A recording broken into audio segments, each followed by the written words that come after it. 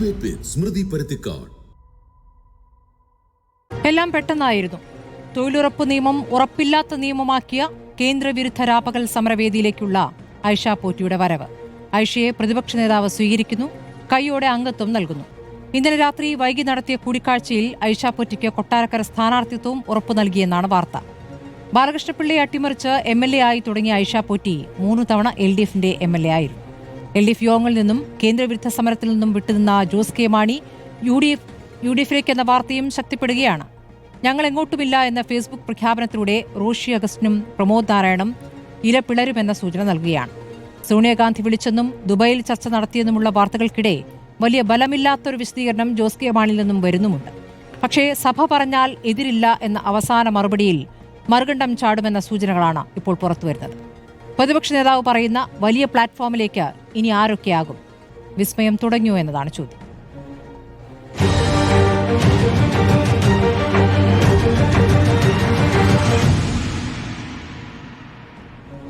KPCC രാഷ്ട്രീയകാര്യ സമിതി അംഗം ശ്രീ ജോസഫ് വാഴക്കൻ, രാഷ്ട്രീയ നിരീക്ഷകൻ ശ്രീ N ശ്രീകുമാർ, ശ്രീ ജോർജ് പൊടിപ്പാറ, ഡോക്ടർ മോഹൻ വർഗീസ്, ജേക്കബ് ജോർജ് എന്നിവരാണ് നമ്മോടൊപ്പം ചർച്ചയുള്ളത്. ആദ്യം ശ്രീ ജോസഫ് വാഴക്കൻ, കുറേ കാലം ചർച്ചകളിൽ സജീവമായിരുന്ന അങ്ങ് കുറച്ചു കാലം വിശ്രമത്തിലായിരുന്നു. വീണ്ടും സജീവമായ ചർച്ചകളിൽ അങ്ങേ പ്രതീക്ഷിക്കുകയാണ്. നമുക്കിങ്ങനെ തുടങ്ങാം അല്ലേ? അല്ല, ഞാനങ്ങനെ നിർജീവമൊന്നും ആയിരുന്നില്ല. ഞാൻ പാർട്ടി വേദികളിൽ വളരെ സജീവമായിരുന്നു. പ്രത്യേകിച്ച് സെൻട്രൽ കേരളയിൽ വളരെ ആക്റ്റീവായിട്ട് പാർട്ടിയുടെ കാര്യങ്ങളുണ്ടായിരുന്നു. പക്ഷേ സ്പോക്സ്മാൻ എന്നുള്ള പതിറ്റാണ്ടുകൾ ഞാൻ വഹിച്ചൊരു സ്ഥാനം ഇപ്പോൾ വഹിക്കുന്നില്ല എന്നുള്ളത് കൊണ്ട് എപ്പോഴും ചാനലിൽ വരാറില്ല എന്ന് മാത്രമേ. ഞാനും അത്രേ ഉദ്ദേശിച്ചുള്ളൂ. ശ്രീ ജോസഫ് വാഴക്കൻ, ഇപ്പോൾ വലിയ പ്ലാറ്റ്ഫോമിലേക്ക് പലരും എത്തും എന്നുള്ളതാണല്ലോ പ്രതിപക്ഷ നേതാവ് പറഞ്ഞിരുന്നത്.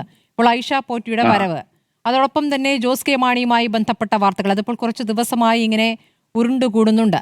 ഇപ്പോൾ ഐഷ പോറ്റി പാർട്ടിയെ വഞ്ചിച്ചു എന്നാണ് ഇപ്പോൾ പറഞ്ഞിരിക്കുന്നത്. പാർട്ടിയെ വഞ്ചിച്ചു എന്നാണ് CPMന്റെ പ്രതികരണം. ഐഷ പോറ്റി അല്പം കാലമായി പാർട്ടിയിൽ നിന്ന് അകന്നു നിൽക്കുകയായിരുന്നു, CPMൽ നിന്ന് അകന്നു നിൽക്കുകയായിരുന്നു എന്നുള്ള സൂചനകളുണ്ട്. പക്ഷേ പാർട്ടി അംഗമായിരുന്നു, പാർട്ടിക്ക് വേണ്ടി 3 തവണ MLA ആയ വനിതാ നേതാവ് കൂടിയാണ്. ആദ്യം തന്നെ ഒരു വനിതാ നേതാവിനെ ഇറക്കിക്കൊണ്ടുവന്നാണ് നിങ്ങൾ തുടങ്ങുന്നത്. അപ്പോൾ എന്താണ് ഇതിൻ്റെ ഒരു തുടർച്ച? അങ്ങനെ ഇറക്കിക്കൊണ്ടുവന്നു എന്ന് പറയുന്നതൊന്നും ശരിയല്ല. അവരെ സംബന്ധിച്ചിടത്തോളം വളരെ നല്ല ഞങ്ങളൊന്നിച്ച് MLA-മാരായിരുന്നു. വളരെ സ്വാത്വികമായിട്ടുള്ള, വളരെ ജെൻറ്റിൽ വുമണായിട്ടുള്ള ആളാണ്. എല്ലാ കാര്യങ്ങളിലും വളരെ സോഫ്റ്റ് സ്പോക്കണാണ്. ആരെയും അനാവശ്യമായി ഒന്നും പറയാത്ത ഒരു നല്ല വ്യക്തിയായിരുന്നു.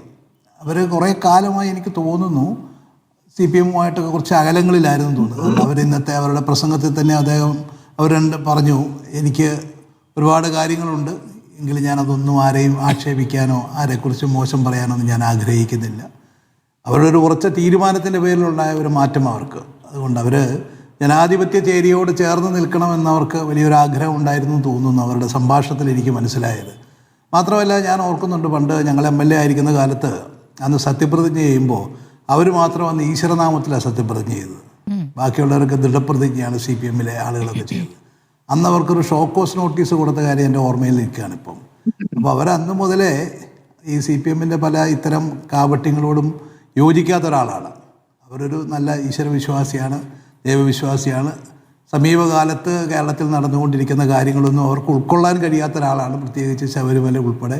അതിനു മുമ്പ് അവിടെ ശബരിമലയിലെ ആചാരങ്ങളുമായി ബന്ധപ്പെട്ട് അങ്ങനെയുള്ള കാര്യങ്ങളിലൊക്കെ അവർക്ക്, എനിക്ക് തോന്നുന്നു, പാർട്ടിയോട് യോജിക്കാൻ കഴിയാത്ത ഒരുപാട് കാര്യങ്ങളുണ്ടായിരുന്നു എന്ന് തോന്നുന്നു. അവസാനം അവരൊരു തീരുമാനമെടുത്തിരിക്കുന്നത്, അവർ പറഞ്ഞു, വേറെ ഒന്നും മോഹിച്ച് ഞാൻ വന്നിരിക്കുന്നതല്ല, ജനങ്ങളോടൊപ്പം പ്രവർത്തിക്കാനും നിൽക്കാനും ആഗ്രഹിക്കുന്നു, അതുകൊണ്ട് ഞാനൊരു നിലപാട് സ്വീകരിച്ചു എന്ന് പറഞ്ഞാണ് അവർ കോൺഗ്രസിൻ്റെ വേദിയിലേക്ക് വന്നത്. തീർച്ചയായിട്ടും ഞങ്ങൾക്ക് വലിയ സന്തോഷം. കാരണം വളരെ ആർക്കും ഒരാക്ഷേപവും പറയാൻ കഴിയാത്ത, ഒരു കുറ്റവും പറയാൻ കഴിയാത്തൊരു വ്യക്തിയാണ്. തീർച്ചയായിട്ടും അവർ ഞങ്ങളുടെ വേദിയിലുള്ളത് ഞങ്ങൾക്കൊരു ശക്തിയാണ്. ഞങ്ങളോടൊപ്പം ഉള്ളത് ഞങ്ങളെല്ലാവർക്കും സന്തോഷം പകരുന്നൊരു കാര്യവുമാണ്. അതോടൊപ്പം തന്നെ പറഞ്ഞു കേൾക്കുന്ന കാര്യമാണല്ലോ ഇപ്പോൾ കേരള കോൺഗ്രസ് മാണി ഗ്രൂപ്പുമായി ബന്ധപ്പെട്ട കാര്യം. UDF-ലേക്ക് എത്തുമോ, അഥവാ എത്തുകയാണെങ്കിൽ തന്നെ പിരിഞ്ഞ ഒരു ഭാഗമായിട്ടാണോ എത്തുക?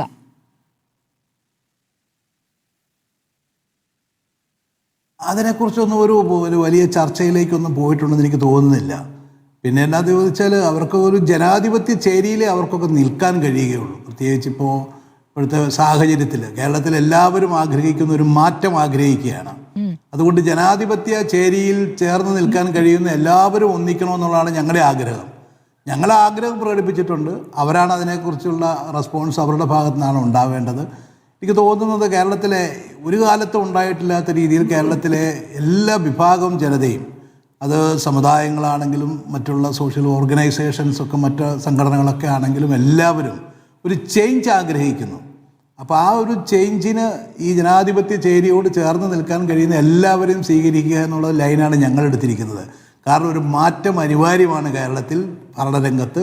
അതിനു വേണ്ടിയിട്ടുള്ള ദൗത്യം UDF ആണ് നിർവഹിക്കേണ്ടത്. കാരണം UDF ആണ് കേരളത്തിലെ പ്രതിപക്ഷത്തെ നയിക്കുന്നത്. ശ്രീ ജോസഫ് പഴക്കൻ, ഇപ്പോൾ ഈ പറയുന്ന ജോസ് കെ മാണിയുമായി ചർച്ചകൾ നടത്തി എന്നുള്ള കാര്യം പൂർണ്ണമായും നിഷേധിക്കുന്നുണ്ടോ? ഇപ്പോൾ ഒരു പത്രത്തിലാണ് ആദ്യം വാർത്ത വന്നത്, ഈ പറഞ്ഞ സോണിയാഗാന്ധി ജോസ് കെ മാണിയെ വിളിച്ചു എന്ന്. സോണിയാഗാന്ധി വിളിച്ചു എന്ന് വ്യക്തതയില്ല. പക്ഷേ എന്തായാലും ഹൈക്കമാൻഡിൽ നിന്നും ഒരു വിളി ഉണ്ടായിട്ടുണ്ട് എന്ന് തന്നെയാണ് സ്ഥിരീകരിക്കാനാകുന്നത്. അങ്ങനെ ഒരു സംസാരമുണ്ടായിട്ടുണ്ട്, ഒരു കമ്മ്യൂണിക്കേഷൻ ഉണ്ടായിട്ടുണ്ട് എന്നുള്ള സൂചനകൾ.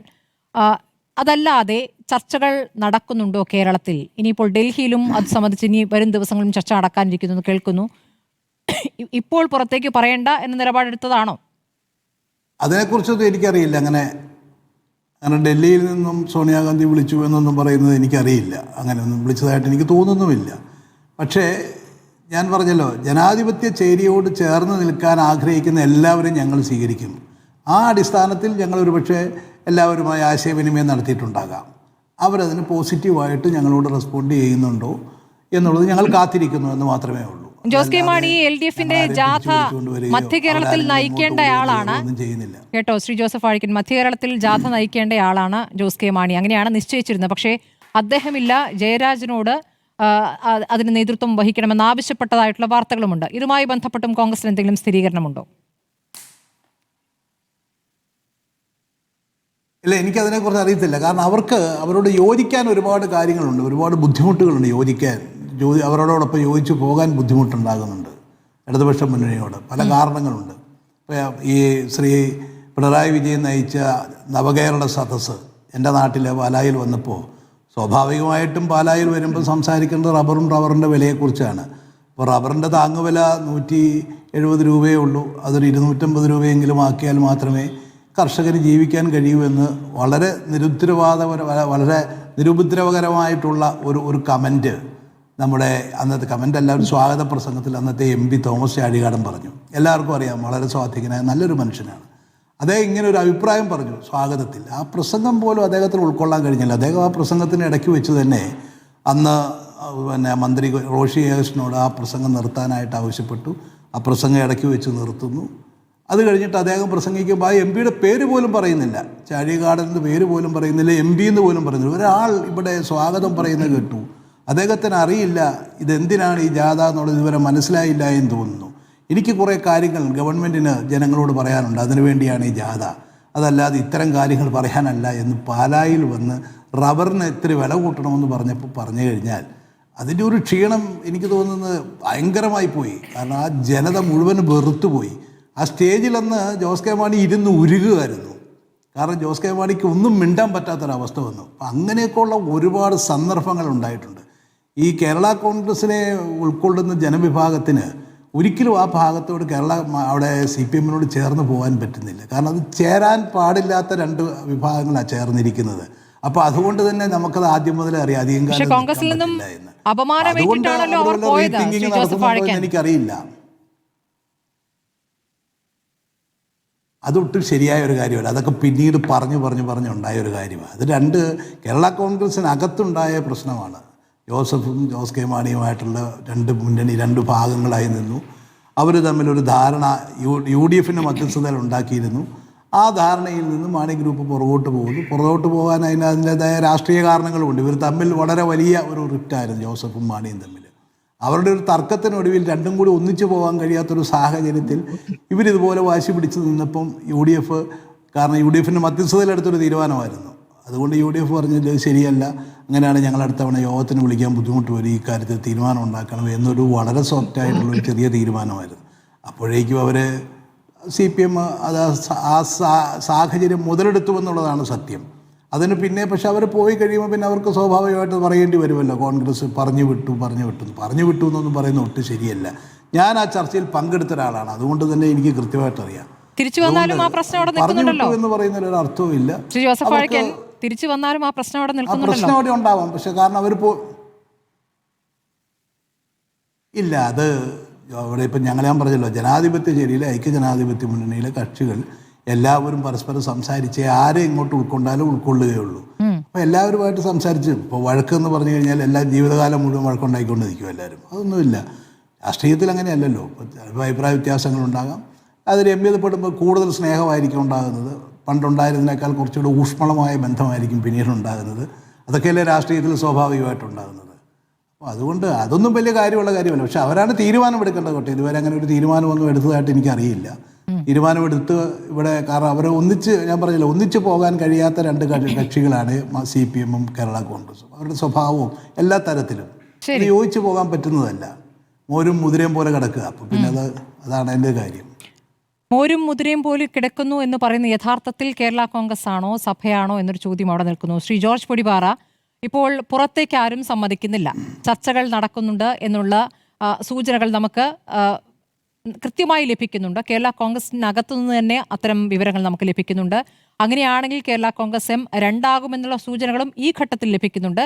പക്ഷേ അവസാന നിമിഷമാകുമ്പോഴേക്കും സഭയുടെ ഇടപെടൽ അതിൽ നിർണായകമാകുകയും ചെയ്യും. സഭയാണ് ഇപ്പോൾ സ്വാഭാവിക ഐക്യപ്പെടലിന് സാധ്യത UDF-ഉമായി ചേരുകയാണ് വേണ്ടത്. UDF ആണ് സ്വാഭാവിക ചേരി എന്ന് ഇടയ്ക്കിടെ കേരള കോൺഗ്രസ് മാണി വിഭാഗത്തെ ഓർമ്മിപ്പിക്കുന്നത് എന്ന് കേൾക്കുന്നു. അങ്ങേക്ക് കിട്ടിയ സൂചനകൾ എന്താണ്? സൂചനകളെല്ലാം ചേർത്ത് വെക്കുമ്പോൾ സഭ, പ്രത്യേകിച്ച് ചങ്ങനാശ്ശേരി, കാഞ്ഞിരപ്പള്ളി രൂപതകൾ കേരള കോൺഗ്രസ് M മേൽ വലിയ സമ്മർദ്ദം ചെലുത്തുന്നുണ്ട്. കാരണം അവർക്ക് അവരുടേതായ കാരണങ്ങളുണ്ട്. രണ്ട് കാരണങ്ങളാണുള്ളത്. ഒന്ന്, ഇപ്പോഴത്തെ ഒരു സാഹചര്യത്തിൽ കേരള കോൺഗ്രസ് M LDF-ന്റെ ഭാഗമായി നിന്നാൽ അത് അത്രത്തോളം ശുഭകരമാവില്ല എന്നുള്ളൊരു തിരിച്ചറിവ്, പ്രത്യേകിച്ച് ഈ തദ്ദേശ ഭരണ തെരഞ്ഞെടുപ്പിന്റെ ഫലങ്ങൾക്ക് ശേഷം സഭയ്ക്ക് ഉത്തമ ബോധ്യമുണ്ട്. അതുകൊണ്ട് തന്നെ കേരള കോൺഗ്രസ് M അങ്ങനെ തളരാൻ പാടില്ല, തകർന്നു പോകാൻ പാടില്ല എന്നൊരാഗ്രഹം അവർക്കുണ്ട്. ഈ പറഞ്ഞ മധ്യ തിരുവിതാംകൂറിന്റെയും തെക്കൻ തിരുവിതാംകൂറിന്റെയും പല ഭാഗങ്ങളിലും കത്തോലിക്ക സഭയിലെ വിശ്വാസികൾ കൂടുതലും ഈ കേരള കോൺഗ്രസ് M-ഉമായിട്ടാണ് ചേർന്ന് നിൽക്കുന്നത്. ആ പാർട്ടിയിലാണ് ഏറ്റവും കൂടുതൽ സഭാ വിശ്വാസികളുള്ളത്. മാത്രമല്ല, സഭാ മേലധ്യക്ഷന്മാരുടെ പിന്തുണയും ഈ പാർട്ടിക്ക് കാലാകാലങ്ങളിൽ ലഭിച്ചിട്ടുണ്ട്. ഇപ്പൊ എനിക്ക് തോന്നുന്നു ഈ വിഷയത്തിൽ ഏറ്റവും സജീവമായിട്ട് ഇടപെടുന്നത് ചങ്ങനാശ്ശേരി അതിരൂപത അധ്യക്ഷനാണെന്നാണ് ഞാൻ മനസ്സിലാക്കുന്നത്, തോമസ് തറയിൽപിതാവാണ്. അപ്പൊ സ്വാഭാവികമായിട്ടും അവരുടെ നിന്നും വാക്കുകൾ, അതുപോലെ പാലാ രൂപതാധ്യക്ഷൻ അത്രത്തോളം സജീവമായിട്ട് ഇപ്പൊ ഇടപെടുന്നുണ്ടോ എന്നുള്ള കാര്യത്തിൽ അദ്ദേഹം കുറച്ചുകൂടി ഒരു സന്യാസി ജീവിതത്തിലേക്ക്, അല്ലെങ്കിൽ ഇത്രയും രാഷ്ട്രീയത്തിലേക്ക് പ്രത്യക്ഷത്തിൽ ഇടപെടാതെ ഇങ്ങനെ ഒരു ന്യൂട്രൽ സ്റ്റാൻഡ് എടുക്കുന്നതായിട്ടാണ് ഞാൻ മനസ്സിലാക്കുന്നത്. പക്ഷെ ഇവിടെയുള്ള ഒരു പ്രശ്നം എന്താ വെച്ചാൽ മറ്റൊരു സമ്മർദ്ദം കൂടിയുണ്ട്. അതായത് കത്തോലിക്ക സഭ കണക്കുകൂട്ടുന്ന ചില കാര്യങ്ങളുണ്ട്. അതായത് ഈ തെരഞ്ഞെടുപ്പിൽ UDF അധികാരത്തിൽ വന്നാൽ ഇന്നത്തെ സാഹചര്യത്തിൽ ഏറ്റവും കൂടുതൽ ആ ഘടകകക്ഷി എന്നുള്ള നിലയിൽ മുസ്ലിം ലീഗിന്റെ ഒരു വലിയ മേധാവിത്വം UDF-ന് ഭൂരിപക്ഷം കിട്ടുന്ന ഒരു സാഹചര്യത്തിലുണ്ടാവും. പ്രത്യേകിച്ച് തദ്ദേശ ഭരണ തെരഞ്ഞെടുപ്പിൽ മലപ്പുറം, കോഴിക്കോട് അടക്കമുള്ള മലബാർ മേഖലയിൽ മുസ്ലിം ലീഗിനുണ്ടായ വലിയ വിജയം സഭയ്ക്കും കൃത്യമായി കാര്യങ്ങൾ അവർക്കും കത്തുന്നുണ്ട്. കാര്യങ്ങൾ എന്ന് പറഞ്ഞാൽ അവർ ചിന്തിക്കുന്ന ഒരു 27 സീറ്റ് വരെയൊക്കെ മുസ്ലിം ലീഗ് മത്സരിക്കാം, ചിലപ്പോൾ ഒരു 24 സീറ്റ് വരെയൊക്കെ ലീഗ് ആ മത്സരിക്കുന്ന സീറ്റുകൾ വിജയിക്കാം. അങ്ങനെ വന്നാൽ ഒരു 5 മന്ത്രിമാർ വരെ ലീഗിന് കിട്ടാം. ലീഗിന്റെ 5 മന്ത്രി എന്ന് പറയുന്നത് ഒരുപക്ഷെ ആർക്കും നിഷേധിക്കാൻ പറ്റില്ല. സീറ്റുകളുടെ കാര്യത്തിലും ലീഗിന് ഇന്നത്തെ സാഹചര്യത്തിൽ UDF-ആയിട്ട് ബാർഗെയിൻ ചെയ്താൽ ലീഗിന്റെ അവകാശവാദങ്ങളൊന്നും UDF നിഷേധിക്കാനും കോൺഗ്രസ് നിഷേധിക്കാനും സാധ്യതയില്ല. അങ്ങനെ വന്നാൽ ഒരു 5 മന്ത്രിമാർ ലീഗിനും ഒരുപക്ഷെ കോൺഗ്രസിൽ നിന്ന് ഒരു മന്ത്രിയെങ്കിലും മുസ്ലിം കമ്മ്യൂണിറ്റിയിൽ നിന്ന് ലീഗിൽ ഒരാളും ഉണ്ടാകാം. അങ്ങനെയാണെങ്കിൽ 6 മന്ത്രിമാര് മുസ്ലിം സമുദായത്തിൽ നിന്ന് തന്നെ ഉണ്ടാകുമ്പോൾ ഈ പറഞ്ഞ കത്തോലിക്ക ക്രിസ്ത്യൻ വിഭാഗത്തിൽ നിന്ന് എത്ര മന്ത്രിമാർക്ക് സാധ്യതയുണ്ട്? അപ്പൊ കേരള കോൺഗ്രസ് M അപ്പുറത്ത് നിൽക്കുകയും ഈ തെരഞ്ഞെടുപ്പിൽ വലിയ തിരിച്ചടി ഏറ്റുവാങ്ങുകയും ചെയ്താൽ സ്വാഭാവികമായിട്ടും ഈ ക്രിസ്ത്യൻ മന്ത്രിമാര് തീരെ കുറഞ്ഞു പോകുന്ന അല്ലെങ്കിൽ സാധ്യതയൊക്കെ ഉണ്ടെന്ന് അവർ കണക്കുകൂട്ടുന്നുണ്ട്. ഇങ്ങനെയൊക്കെയാണെന്ന് തോന്നുന്നവരെ അവർ പലരും സൂചന തരുന്ന അങ്ങനെയാണ്. അപ്പൊ ഇതെല്ലാം മുന്നിൽ കണ്ടുകൊണ്ടാണ് ഒരു നാച്ചുറൽ ചോയ്സ് എന്നുള്ള നിലയ്ക്ക് കേരള കോൺഗ്രസ് M ഒരു പ്രത്യേക സാഹചര്യത്തിൽ അവരുടേതായ ന്യായങ്ങൾ പറഞ്ഞുകൊണ്ട് UDF വിട്ട് LDF ചേർന്ന് ആ ചേർന്ന് കഴിഞ്ഞിട്ട് അത് പുറത്താക്കിയതാണ്, ഇൻഡീസെന്റ് ആയിട്ടുള്ള എക്സിറ്റ് ഞങ്ങൾക്ക് തന്നതാണ്, ഞങ്ങളെ പുറത്താക്കിയതാണെന്നൊക്കെ ന്യായം പറഞ്ഞെങ്കിലും ഇതിനകത്തെ വോട്ടർമാര്, ഈ കേരള കോൺഗ്രസ് വോട്ടർമാരിൽ മഹാഭൂരിപക്ഷം ഇപ്പോഴും ഒരു പ്രോ UDF മൈൻഡ് ഉള്ളവരാണ്. അവർക്കൊരിക്കലും ഒരു കമ്മ്യൂണിസ്റ്റ് എന്താ പറയാ ഒരു മുന്നണിയുടെ അല്ലെങ്കിൽ കമ്മ്യൂണിസ്റ്റ് പാർട്ടിയുടെ ചിഹ്നത്തിലോ അല്ലെങ്കിൽ ആ മുന്നണിയിലോ വോട്ട് ചെയ്യാൻ വൈമുഖ്യമുള്ളവരാണ്. അത് നമ്മൾ പുതുപ്പള്ളി ബൈ ഇലക്ഷനിലൊക്കെ കണ്ടു. കേരള കോൺഗ്രസ് എമ്മിന് വലിയ മേധാവിത്വമുള്ള പല പഞ്ചായത്തിലും അവിടെ UDF പ്രത്യേകിച്ച് ചാണ്ടി ഉമ്മന് വലിയ ഭൂരിപക്ഷം കിട്ടുന്ന കാഴ്ച കണ്ടു. ഈ തദ്ദേശ ഭരണ തെരഞ്ഞെടുപ്പിൽ അവരുടെ ശക്തി കേന്ദ്രങ്ങളിലെല്ലാം അവർ വാട്ടവിട്ടായി പോകുന്ന പോലത്തെ അവസ്ഥയുണ്ടായി. പാലാ നഗരസഭ അടക്കം അവർക്ക് കൈവശം വന്നു. അതുപോലെ തന്നെ പത്തനംതിട്ടയിൽ, അതുപോലെ കോട്ടയത്ത്, ഇടുക്കിയിലെല്ലാം കേരള കോൺഗ്രസിന് എവിടെയെല്ലാം ശക്തിയുണ്ടോ ജോസ് കെ മാണിയുടെ പാർട്ടിക്ക് അവിടെയെല്ലാം ആ പാർട്ടി വളരെ കൂടുതൽ ദുർബലമാകുന്ന ഒരു കാഴ്ച നമ്മളെല്ലാം കണ്ടതാണ്. ഇത് കത്തോലിക്ക സഭ വളരെ ഗൗരവമായിട്ട് കാണുന്നുണ്ട്, കേരള കോൺഗ്രസ് എമ്മും ഗൗരവമായിട്ട് കാണുന്നുണ്ട്, ജോസ് കെ മാണിയും ഗൗരവമായിട്ട് കാണുന്നുണ്ട്. അപ്പൊ ഇതെല്ലാം കൂടെ ചേരുമ്പോൾ, അതായത് നാച്ചുറൽ ചോയ്സ് എന്നുള്ള നിലയ്ക്ക് UDF ആണ് എന്ന അണികളുടെ വികാരവും കൂടിയാകുമ്പോൾ ഈ സമ്മർദ്ദങ്ങളെ എല്ലാം അതിജീവിച്ച് ജോസ് കെ മാണിക്ക് ആകപ്പാടെയുള്ള ഒരു കീറാമുട്ടി എന്ന് പറയുന്നത് ജോസ് കെ മാണിയുടെ പാലാ സീറ്റാണ്. ഈ പാലാ സീറ്റ് പോലും ഇപ്പോ അത് ജോസ് കെ മാണിക്ക് വേണ്ടി വന്നാൽ മാണി സി കാപ്പനെ വേറെ ഏതെങ്കിലും സുരക്ഷിത സീറ്റിലേക്ക് മാറ്റിയിട്ട് പറഞ്ഞിട്ടുണ്ട് കേട്ടോ. അതൊക്കെ പറയുമെങ്കിൽ പോലും അവിടെ സ്മൃതി മനസ്സിലാക്കേണ്ട ഒരു കാര്യം, കാപ്പൻ ഒരു ഒറ്റയാനാണ്.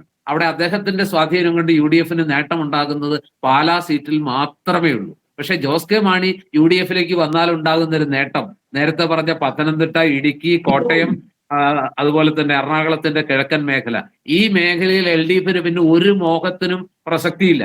ഇപ്പോഴത്തെ ഒരു അവസ്ഥയിൽ അവരില്ലാതെ തന്നെ ആ മേഖല തൂത്തുവാരാൻ UDF കഴിഞ്ഞെങ്കിൽ, കേരള കോൺഗ്രസ് എം കൂടി UDF ഭാഗമായി കഴിഞ്ഞാൽ പിന്നെ ആ മേഖലയിൽ LDF പ്രതീക്ഷയ്ക്ക് പോലും അവകാശമില്ല. ഒരു മത്സരത്തിന് പോലും സാധ്യതയില്ലാത്ത രീതിയിൽ അവിടെ UDF ഒരു ക്ലീൻ സ്വീപ്പിംഗിലേക്ക് മാറാനുള്ള സാധ്യതയുണ്ട്. ഇവിടെ രണ്ടാണ് നടക്കുന്നത്. ഒന്ന്, UDF നില വളരെ സുരക്ഷിതമാക്കുക ആ ജില്ലകളിൽ, അതോടൊപ്പം തന്നെ LDF ഒരു സാധ്യതയില്ലാതാക്കുക എന്ന് പറഞ്ഞാൽ ഈ വരുന്ന നിയമസഭാ തെരഞ്ഞെടുപ്പിൽ ഈ ഒറ്റ കാരണത്താൽ തന്നെ ഒരു മത്സര സാധ്യത പോലും ഇല്ലാത്ത രീതിയിൽ ഒരുപക്ഷെ തിരുവനന്തപുരം, കൊല്ലം, ആലപ്പുഴ, ഈ തൃശ്ശൂര്, ഇവിടെയൊക്കെ മാത്രമായിട്ട് മലബാറിലേക്ക് പോയാൽ അവിടെ മുസ്ലിം ലീഗിന്റെ ഒരു സർവാധിപത്യമുണ്ട്. അപ്പൊ ഇങ്ങനെ വരുമ്പോൾ ഈ കുറച്ച് ജില്ലകളിൽ മാത്രമായിട്ട് പോരാട്ടത്തിന്റെ ഒരു ശേഷി, LDF ശേഷി ഈ ഏതാനും ജില്ലകളിൽ ഒതുങ്ങിപ്പോകുന്ന ഒരു സാഹചര്യമുണ്ട്. എലക്ഷൻ എന്ന് പറയുന്നത്, തെരഞ്ഞെടുപ്പ് എന്ന് പറയുന്നത് ഒരു ആസൂത്രിത യുദ്ധമാണ്, ഒരു ചതുരംഗ കളിയാണ്. ഈ കളിയിൽ രണ്ടാണ് നേട്ടം UDF. Kerala Congress M UDF വന്നാൽ LDF മത്സരശേഷി തന്നെ ഈ ജില്ലകളിൽ ഇല്ലാതാകും. അതുവഴി വളരെ കൃത്യമായി ഇപ്പോഴേ തന്നെ പ്രവചിച്ചു വെക്കാൻ പറ്റും, UDF അടുത്ത തെരഞ്ഞെടുപ്പിൽ ഈ 100 സീറ്റിലേക്ക് പോകാനുള്ള സാധ്യത വളരെ വളരെ എന്താ പറയാ തിളങ്ങുന്ന സാധ്യതയിലേക്ക് ഈ ഒരൊറ്റ കാരണത്താൽ പോകും. അതുകൊണ്ട് തന്നെ ചെറിയ തടസ്സങ്ങളൊന്നും UDF വകവെക്കാൻ പോകുന്നില്ല.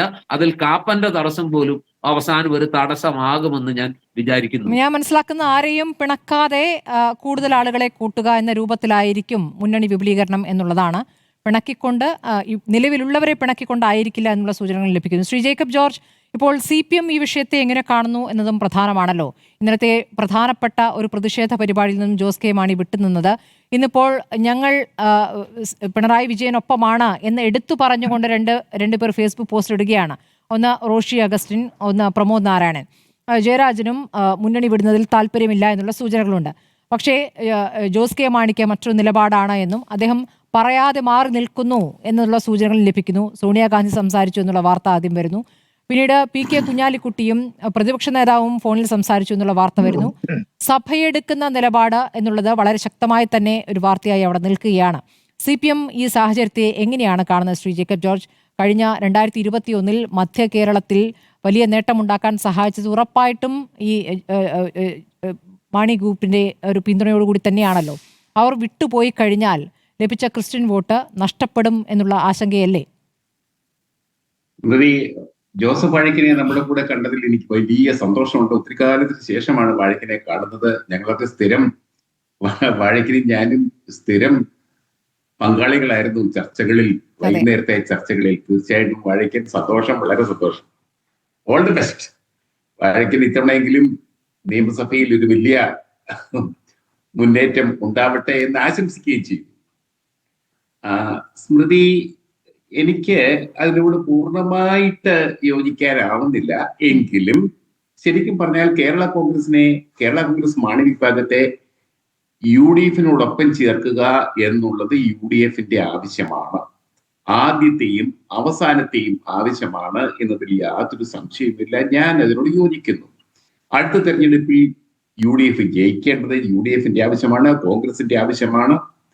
അങ്ങനെ ഒരു വിജയം ഉറപ്പാക്കണമെങ്കിൽ തീർച്ചയായിട്ടും ഇപ്പോഴത്തെ പഞ്ചായത്ത് തെരഞ്ഞെടുപ്പിൽ വലിയ നേട്ടം കൈവരിച്ചുവെങ്കിലും നിയമസഭാ തെരഞ്ഞെടുപ്പിന്റെ രാഷ്ട്രീയം ഒന്ന് വേറെയാണ്, അവിടുത്തെ മത്സരത്തിന്റെ മെട്രീസസ് വേറെയാണ്. അതുകൊണ്ട് സ്വാഭാവികമായിട്ടും അവിടെ ശക്തമായ ഒരു പോരാട്ടം കാഴ്ചവെക്കണമെങ്കിൽ മാണി ഗ്രൂപ്പിന്റെ പങ്കാളിത്തം, കൂട്ടായ്മ ആവശ്യമാണ് എന്ന കാര്യത്തിൽ സംശയമില്ല. ഞാന് പൊടിപ്പാറ പറഞ്ഞതിനോടൊക്കെ യോജിക്കുന്നു. പക്ഷേ അങ്ങനെ അങ്ങ് സുലഭമായ ഒരു ഭാവി കാണാൻ കഴിയുമോ എന്നതിനെ കുറിച്ച് എനിക്ക് ആശങ്കയുണ്ട്. കാരണം കേരള കോൺഗ്രസ് മാണി വിഭാഗവുമായിട്ട് KM മാണി സാറുമായിട്ടൊക്കെ എനിക്ക് തിരുവനന്തപുരത്തെ ഒരു മാധ്യമ പ്രവർത്തകൻ എന്ന നിലയ്ക്ക് നല്ല ബന്ധമുണ്ടായിരുന്നു. ആ ബന്ധം നമുക്ക് ഇപ്പോഴും തുടരുന്നുണ്ട്. മകൻ ജോസ് കെ മാണിയുമായിട്ട് അത്ര വലിയ ബന്ധമൊന്നുമില്ല. പക്ഷെ അതിൻ്റെ അകത്ത് നടക്കുന്ന കാര്യങ്ങൾ എന്തൊക്കെയാണെന്ന് എനിക്കറിയാം. ഒന്നാമത്തെ കാര്യം, കോൺഗ്രസിൽ നിന്ന് അവരെ ചവിട്ടിപ്പുറത്താക്കിയതല്ല എന്നൊക്കെ പറയുന്നുണ്ടെങ്കിൽ പോലും അവർ നേരിട്ട തിക്താനുഭവങ്ങളെ കുറിച്ച് അവരിൽ പലർക്കും, പഴയ തലമുറക്കാർക്ക് പ്രത്യേകിച്ചും മുതിർന്ന നേതാക്കൾക്ക് പ്രത്യേകിച്ചും നല്ല അനുഭവമുണ്ട്. അവരത് പെട്ടെന്ന് പൊറുക്കാൻ തയ്യാറില്ല എന്ന് തന്നെയാണ് എൻ്റെ അഭിപ്രായം. രണ്ടാമത്തെ കാര്യം, ഞങ്ങൾ 5 വർഷം ആയി ഇങ്ങോട്ട് വന്നിട്ട് എന്തിനാ പെട്ടെന്ന് വിടുന്നേ? ഇവിടെ ഞങ്ങളുടെ ഒരു സ്ഥിതിയെല്ലാം വളരെ കംഫർട്ടബിൾ പൊസിഷനിലാണ് ഞങ്ങൾക്കുള്ളത്. ഈ ഒരു കംഫർട്ട് സോൺ വിട്ടിട്ട് എന്തിനാണ് UDF-ലേക്ക് പോകുന്നത്? അവിടെ പോയി വീണ്ടും വാഴയ്ക്കൻ, ഞങ്ങളൊക്കെ ചർച്ചയെ പറഞ്ഞിട്ടുള്ളതാണ്. കോൺഗ്രസ് നമ്മുടെ കോട്ടയം ജില്ല, കേരള കോൺഗ്രസിന്റെ പ്രധാന തട്ടകം, അതിന്റെ കേന്ദ്ര ബിന്ദുവും കോട്ടയമാണ്. അവിടെയൊക്കെ അവര് പറയുന്നത്, കേരള കോൺഗ്രസ് പറഞ്ഞിട്ടുള്ളത്, അവര് സീറ്റൊക്കെ തരുമായിരിക്കും, പക്ഷെ എന്നിട്ട് വിമതരെ കൂടെ നിർത്തും, എന്നിട്ട് ഞങ്ങളെ തോപ്പിക്കും. അങ്ങനെയൊക്കെ പല അനുഭവങ്ങളും അവർക്കുണ്ട്. ചങ്ങനാശ്ശേരി, അങ്ങനത്തെ പല, കാഞ്ഞിരപ്പള്ളി, അങ്ങനെ പല സീറ്റുകളും കോൺഗ്രസ്സുകാരും കണ്ണു വെച്ചിട്ടുള്ള സീറ്റുകളാണ്. ആ ഒരു പ്രശ്നം അവർക്കുണ്ട്. അവരിപ്പോഴും അത് നേരിടുന്നു. അങ്ങനത്തെ പ്രശ്നങ്ങളൊന്നുമില്ല. ശരിക്കും വാഴയ്ക്കൻ സൂചിപ്പിച്ച പാലായിലെ സംഭവം, അത് അങ്ങേയറ്റം നിർഭാഗ്യകരമായ സംഭവമായിരുന്നു എന്ന കാര്യത്തിൽ എനിക്ക് യോജിപ്പാണ് വാഴയ്ക്കൻ. പക്ഷേ കേരള കോൺഗ്രസ് ഇടതുപക്ഷ മുന്നണി വിടാനുള്ള ഒരു തീരുമാനത്തിലേക്ക് കടന്നിരുന്നെങ്കിൽ അന്ന് പാലായിൽ വെച്ച് തീരുമാനമെടുക്കാമായിരുന്നു. അതൊരു നല്ല കാരണമായിരുന്നു. ഇന്നിപ്പോൾ അതുപോലെ വാലിഡായിട്ടുള്ള, അതുപോലെ വിലപ്പെട്ട ഒരു കാരണം, ഒരു ന്യായം വേണമല്ലോ. അല്ല, സഭകൾ ആവശ്യപ്പെടുന്ന പല കാര്യങ്ങളും നടപ്പാക്കാത്ത കാര്യം, ഇപ്പോൾ ഈ പറയുന്ന ഇരിട്ടി പോലുള്ള ഈ മലയോര മേഖലകളിലൊക്കെ വന്യമൃഗശല്യവുമായി ബന്ധപ്പെട്ട് സഭയുയർത്തിയ വിഷയമൊക്കെ അവിടെ നിൽക്കുന്നു. അങ്ങനെ പല കാര്യങ്ങളായി ഇപ്പോൾ ദീപികയിൽ ലേഖനവും വന്നതാണ്. പല കാര്യങ്ങളായി സഭ ഉന്നയിച്ച കാര്യങ്ങളുണ്ട്. അപ്പോൾ അതൊരു വിഷയമായി അവിടെ നിൽക്കുന്നുണ്ട്. ആത്യന്തികമായി സഭ പറയുകയാണ് നിങ്ങൾ മുന്നണി വിടണമെന്ന് പറയുന്നത്. ഇതൊന്നും ശരിയായ രീതിയാണ് എന്നൊന്നും യോജിപ്പുണ്ട് എന്നൊന്നുമല്ല. എൻ്റെ ഒരു ചോദ്യമായിട്ട് ഞാൻ ചോദിക്കുകയാണ്, സഭ പറഞ്ഞു കഴിഞ്ഞാൽ അതിനെ നിരാകരിക്കാൻ സാധിക്കുമോ കേരള കോൺഗ്രസ് മാണി വിഭാഗത്തിന് എന്നൊരു ചോദ്യം അവിടെ നിൽക്കുന്നു. ഈ കഴിഞ്ഞ ദിവസം പറഞ്ഞ പോലെ സിനഡിലെ പ്രതിപക്ഷ നേതാവിൻ്റെ അവിടുത്തെ സന്ദർശനം അതൊരു ചെറിയ കാര്യമായിരുന്നില്ല. അത് പാംപ്ലാനി പിതാവിനെ കാണാൻ മാത്രമല്ല, സഭകളിലെ പ്രധാനികൾ ചേർന്നിട്ടുള്ള ഒരു സഭാ സമിതിയുണ്ട്. രാഷ്ട്രീയകാര്യ ആലോചനകൾ നടത്തുന്ന ഒരു സമിതിയാണെന്നാണ് ഞാൻ മനസ്സിലാക്കുന്നത്. ആ സമിതിയിലുള്ളവരുമായി കൂടി ചർച്ച, ആ ചർച്ചയിൽ പല കാര്യങ്ങളും തീരുമാനമായിട്ടുണ്ട് എന്ന് പോലും കേൾക്കുന്നു. ഇതാണോ രാഷ്ട്രീയത്തിൽ വേണ്ടത് എന്നൊക്കെ ചോദിക്കുമ്പോൾ നമുക്ക് അങ്ങനെയാണ് ഇപ്പോഴത്തെ രാഷ്ട്രീയം എന്നുള്ളൊരു യാഥാർത്ഥ്യം അവിടെ നിൽക്കുകയാണ്. ഇതിനെ സോഷ്യൽ എഞ്ചിനീയറിംഗ് എന്ന് വിളിക്കുകയാണെങ്കിൽ അതാണ് സോഷ്യൽ എഞ്ചിനീയറിംഗ് നടക്കുന്നുണ്ട്. ആർക്കെതിരെയും ഒരു വിരുദ്ധ വികാരം ഉണ്ടാക്കിക്കൊണ്ടല്ല, അവരുടെ വികാരം കൂടി പരിഗണിക്കുന്നു എന്ന് തോന്നിക്കുന്ന രൂപത്തിൽ ചില ഉറപ്പുകൾ നൽകിയിട്ടുണ്ടെങ്കിലോ. ഏതെങ്കിലും ഒരു സമുദായം, ക്രിസ്ത്യൻ സമുദായമോ ഏതെങ്കിലും ഒരു സമുദായമോ CPM-നോട് ഇതുപോലൊരു കാര്യം പറയുമോ? കോൺഗ്രസിനോട് ഇതുപോലൊരു കാര്യം പറയുമോ പരസ്യമായിട്ട്? കേരള കോൺഗ്രസിനോട് പറയാൻ എന്താ അധികാരം? ആ കേരള കോൺഗ്രസിന് പറയുന്നത് കേൾക്കണോ അതേക്കുറിച്ച്? ഞങ്ങളുടെ നേതാവ് KM മാണി സാറിനെ പച്ചയ്ക്ക് തീ വെച്ച് കൊന്നവർ, അന്ന് കൊന്നപ്പോ, പച്ചയ്ക്ക് തീ വെച്ച് കൊന്നപ്പോ, ഇന്നൊരു ചാനലിൽ വന്ന വാർത്തയാണ് കേട്ടോ, പച്ചയ്ക്ക് മാണി സാറിനെ തീ വെച്ച് കൊന്നപ്പോ നോക്കി നിന്നവരാണ് ഈ ബിഷപ്പുമാർ എന്ന് പറയുന്ന നേതാക്കൾ കേരള കോൺഗ്രസിലുണ്ട്. സ്മൃതി, അതും കൂടെ ഉണ്ട്. ഞാൻ പറഞ്ഞത് മാത്രമേ ഉള്ളൂ. സാന്ദർഭികമായിട്ട് സ്മൃതി ഇത് പറഞ്ഞപ്പോൾ ഞാൻ പറഞ്ഞത് മാത്രമേ ഉള്ളൂ. അങ്ങനെ പറയുന്നവരും അങ്ങനെ ചിന്തിക്കുന്നവരും കേരള കോൺഗ്രസിലുണ്ട് എന്ന കാര്യം കൂടി ഞാൻ പുറത്തേക്ക് പറയാൻ ധൈര്യമുണ്ടോ? അയ്യോ, അത് ഇന്ന് പറഞ്ഞിട്ടുണ്ട്. വേറെ ചാനൽ വഴിയാണ് പറഞ്ഞിരിക്കുന്നത്. അത് പറയാൻ ധൈര്യം കാണുകയല്ലേ? ധൈര്യം കാണത്തില്ലേ? ധൈര്യം ഉണ്ടെന്ന് എനിക്കറിയത്തില്ല. അതിന് ധൈര്യമുള്ളവർ ആരെങ്കിലും കാണുകയല്ലേ കേരള കോൺഗ്രസ്? ഒരു പാർട്ടിക്കകത്ത് ആരെങ്കിലും അങ്ങനെയല്ലല്ലോ. നേതൃത്വം എന്ത് തീരുമാനമെടുക്കുന്നു, സഭ പറയുന്നതിന് വിരുദ്ധമായിട്ടൊരു തീരുമാനത്തിലേക്കൊക്കെ കേരള കോൺഗ്രസ് മണി വിഭാഗത്തിന് പോകാൻ പറ്റുമോ? കാരണം ഒന്നാമത് ക്രൈസ്തവ സഭകളുമായൊക്കെ നല്ല ബന്ധം തന്നെയാണ് കത്തോലിക്ക സഭയുമായി നല്ല ബന്ധം തന്നെയാണ് ജോസ് കെ മാണിക്കുള്ളത്. അതിൽ എല്ലാം അടങ്ങിയിട്ടുണ്ട്. കാരണം ആ നിലപാട് എന്നുള്ളത് ഈ പറഞ്ഞ നേരത്തെ ശ്രീ പൊടിപാറ പറഞ്ഞത് ഒരു പ്രധാനപ്പെട്ട കാര്യം കാണാം. അതൊരു ശരിയായ സമീപനമല്ലെങ്കിൽ കൂടി ലീഗിന് കിട്ടുന്നതിന്റെ കണക്ക് കൂടി വെച്ചുകൊണ്ടാണെങ്കിൽ അത് കുറച്ചുകൂടി യാഥാർത്ഥ്യമായി ചേർന്ന് നിൽക്കുകയാണ്. ലീഗിന് ഇതാ 5 മന്ത്രിസ്ഥാനത്തിന്റെ വിഷയം നമുക്ക് ഓർമ്മയുണ്ടല്ലോ. 5 മന്ത്രിസ്ഥാനം അവിടെ കിട്ടുന്ന രൂപത്തിലേക്ക് അവർ വളരുകയാണെങ്കിൽ നമ്മളും വളരണ്ടേ, നമ്മുടെ ആളുകളും വേണ്ടേ എന്ന് ചോദിക്കുമ്പോൾ അതിനുള്ള സാധ്യത ഏറെയാണ്. അത് മതേതര സമൂഹത്തിൽ അത് ശരിയല്ലെന്ന് തന്നെയാണ് എന്റെ അഭിപ്രായം. അതൊരു സംശയമില്ല. നമുക്ക് നല്ല രാഷ്ട്രീയത്തിൽ അതൊന്നും ശരിയാണോന്ന് ചോദിച്ചാൽ ശരിയല്ല. പക്ഷെ അതാണ് ഇപ്പോൾ പുറത്ത് വർഗീയത പറയുന്നതിനേക്കാളും ഭേദമാണല്ലോ ശ്രീ. പക്ഷേ ഇതുവരെ ജോസഫ് പഴക്കിന് ഇപ്പോഴും പറഞ്ഞല്ലോ അദ്ദേഹത്തിന് ഇതേക്കുറിച്ചൊന്നും അറിയില്ല, എന്തെങ്കിലും ചർച്ച നടത്തിയായിട്ട് അറിയില്ല, സോണിയാഗാന്ധി ജോസ് കെ മണിയെ വിളിച്ചതായിട്ട് അറിയില്ല എന്ന് നമ്മുടെ ബഹുമാനപ്പെട്ട ജോസഫ് പഴക്കൻ ഈ ചർച്ചയുടെ ആരംഭത്തിൽ തന്നെ പറഞ്ഞു. സ്മൃതി, അതുകൊണ്ട് എനിക്കും അത്രേ അറിയത്തുള്ളൂ. എന്തെങ്കിലും ചർച്ച നടത്തിയതായിട്ടോ എന്തെങ്കിലും തീരുമാനം കേരള കോൺഗ്രസിന്റെ അകത്ത്, മാണി വിഭാഗത്തിന്റെ അകത്ത് നമ്മൾ മനസ്സിലാക്കേണ്ടത് ഐഷ പോറ്റിയുമായിട്ടുള്ള ചർച്ച ഇവിടെ ഇരു ചെവി അറിഞ്ഞിട്ടില്ല. ഇന്നലെ തന്നെ ആ വാഗ്ദാനവും കിട്ടി.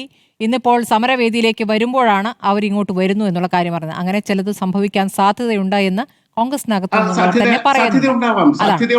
അതാണ് നമ്മൾ പ്രതീക്ഷിക്കേണ്ടത്. ഞാൻ വരാം. ശ്രീകുമാർ, ഇപ്പോൾ കോൺഗ്രസ് നടത്തുന്ന സോഷ്യൽ എഞ്ചിനീയറിംഗ് അത് ശരിയായ രീതിയല്ല എന്നപ്പോൾ ഒരു പ്രതികരണമായി ഇപ്പോൾ ശ്രീ ജേക്കബ് ജോർജ് പറഞ്ഞത് അങ്ങ് കേട്ടല്ലോ.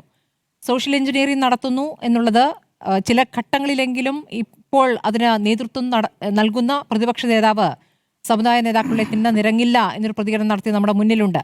അത് ആ രൂപത്തിലല്ല എങ്കിൽ കൂടിയും എല്ലാവരെയും വിശ്വാസത്തിലെടുത്തുകൊണ്ട് നീങ്ങുകയാണ്. എല്ലാവരുടെയും പിന്തുണ വേണ്ടതുണ്ട് എന്നതുകൊണ്ട് ആ രൂപത്തിൽ നീങ്ങുന്നു. അതിൽ പരസ്യമായ കൂടിക്കാഴ്ചകളുടെ ദൃശ്യങ്ങൾ നമ്മൾ കാണുന്നില്ല, ചർച്ചകളുടെ വിശദാംശങ്ങൾ കാണുന്നില്ല. പക്ഷെ പിന്നീട് ആ വാർത്തകൾ വരികയാണ് ചെയ്യുന്നത്. ഇതൊരു ശരിയായ രീതിയാണോ ശ്രീകുമാർ? നോക്കൂ ശ്രീമതി സ്മൃതി, നമ്മൾ ഈ കേരള കോൺഗ്രസ് രാഷ്ട്രീയം എന്ന് പറയുന്നത് നമ്മുടെ സംസ്ഥാന രാഷ്ട്രീയത്തിലെ രസകരമായ അധ്യായങ്ങളാണ്. ഈ വികാരപരമായ തീരുമാനങ്ങളിൽ നിന്ന് ഉദയം കൊണ്ട ജന്മം കൊണ്ടൊരു പാർട്ടിയാണ് കേരള കോൺഗ്രസ്. 1964 അറിയാമല്ലോ, R Shankar P T Chacko തർക്കത്തിൽ 15 കോൺഗ്രസ് MLA-മാരെ രാജിവെച്ച് ഒരു പാർട്ടി ഉണ്ടാക്കി KM ജോർജിൻ്റെ നേതൃത്വത്തിൽ. അതാണ് കേരള കോൺഗ്രസ്. അന്ന് തന്നെ ഒരു പി ടി ചാക്കോയോട് ഉള്ള ഒരു വികാരപരമായ ബന്ധമാണ് അതിൻ്റെ തുടക്കം. പിന്നീട് 10-12 തവണ വരെ പിളർന്നു. ഒരു 6-7 തവണ അവർ യോജിച്ചു. എന്നിട്ടൊരു ഘട്ടത്തിൽ അവരുടെ സംയോജനത്തിന് നേതൃത്വം കൊടുത്ത ശ്രീമതി ഇന്ദിരാഗാന്ധിയാണ്. അന്ന് 70കളുടെ മധ്യത്തിലാണെന്ന് തോന്നുന്നു. അന്ന് ജോൺ ജേക്കബിനെ ചെയർമാനാക്കിയിട്ട് ഇന്ദിരാഗാന്ധിയാണ് അവരുടെ തർക്കം തീർത്തു കൊടുത്തത്. പിന്നീട് അവർ പിളർന്നു. അപ്പോൾ അങ്ങനെയുള്ള ഒരു പാർട്ടിയെക്കുറിച്ച് ചർച്ച ചെയ്യുമ്പോൾ നമ്മളിപ്പോൾ കാണുന്ന UDFൻ്റെ ഒരു തന്ത്രമാണ് അതിൻ്റെ പിന്നിൽ. എന്താണ് ആ തന്ത്രം? ഇന്ന് 2 സുപ്രധാന വാർത്തകൾ നമ്മൾ കണ്ടല്ലോ. ഒന്ന്, വിഴിഞ്ഞം തെരഞ്ഞെടുപ്പിൽ UDF ജയിച്ചു. വിഴിഞ്ഞം എന്നാൽ ഉമ്മൻചാണ്ടിയുടെ ഒരു പര്യായമാണ്. അവിടെ വിഴിഞ്ഞം തുറമുഖ പദ്ധതി ഉദ്ഘാടനം ചെയ്തപ്പോൾ ഉമ്മൻചാണ്ടിയുടെ പേര് പോലും പറയാതിരുന്ന ഒരു മുഖ്യമന്ത്രിയെയും ഒക്കെ നമുക്ക് ഓർമ്മയുണ്ടല്ലോ. അപ്പോൾ അവിടെ വിഴിഞ്ഞത്ത് UDF LDFിൽ നിന്ന് 10 വർഷത്തിന് ശേഷം സീറ്റ് തിരിച്ചു പിടിക്കുന്നു. 1. 2, ഐഷ പോറ്റിയുടെ വരവ്. എന്താണ് ഐഷ പോറ്റിയുടെ വരവിലുള്ള പ്രത്യേകത?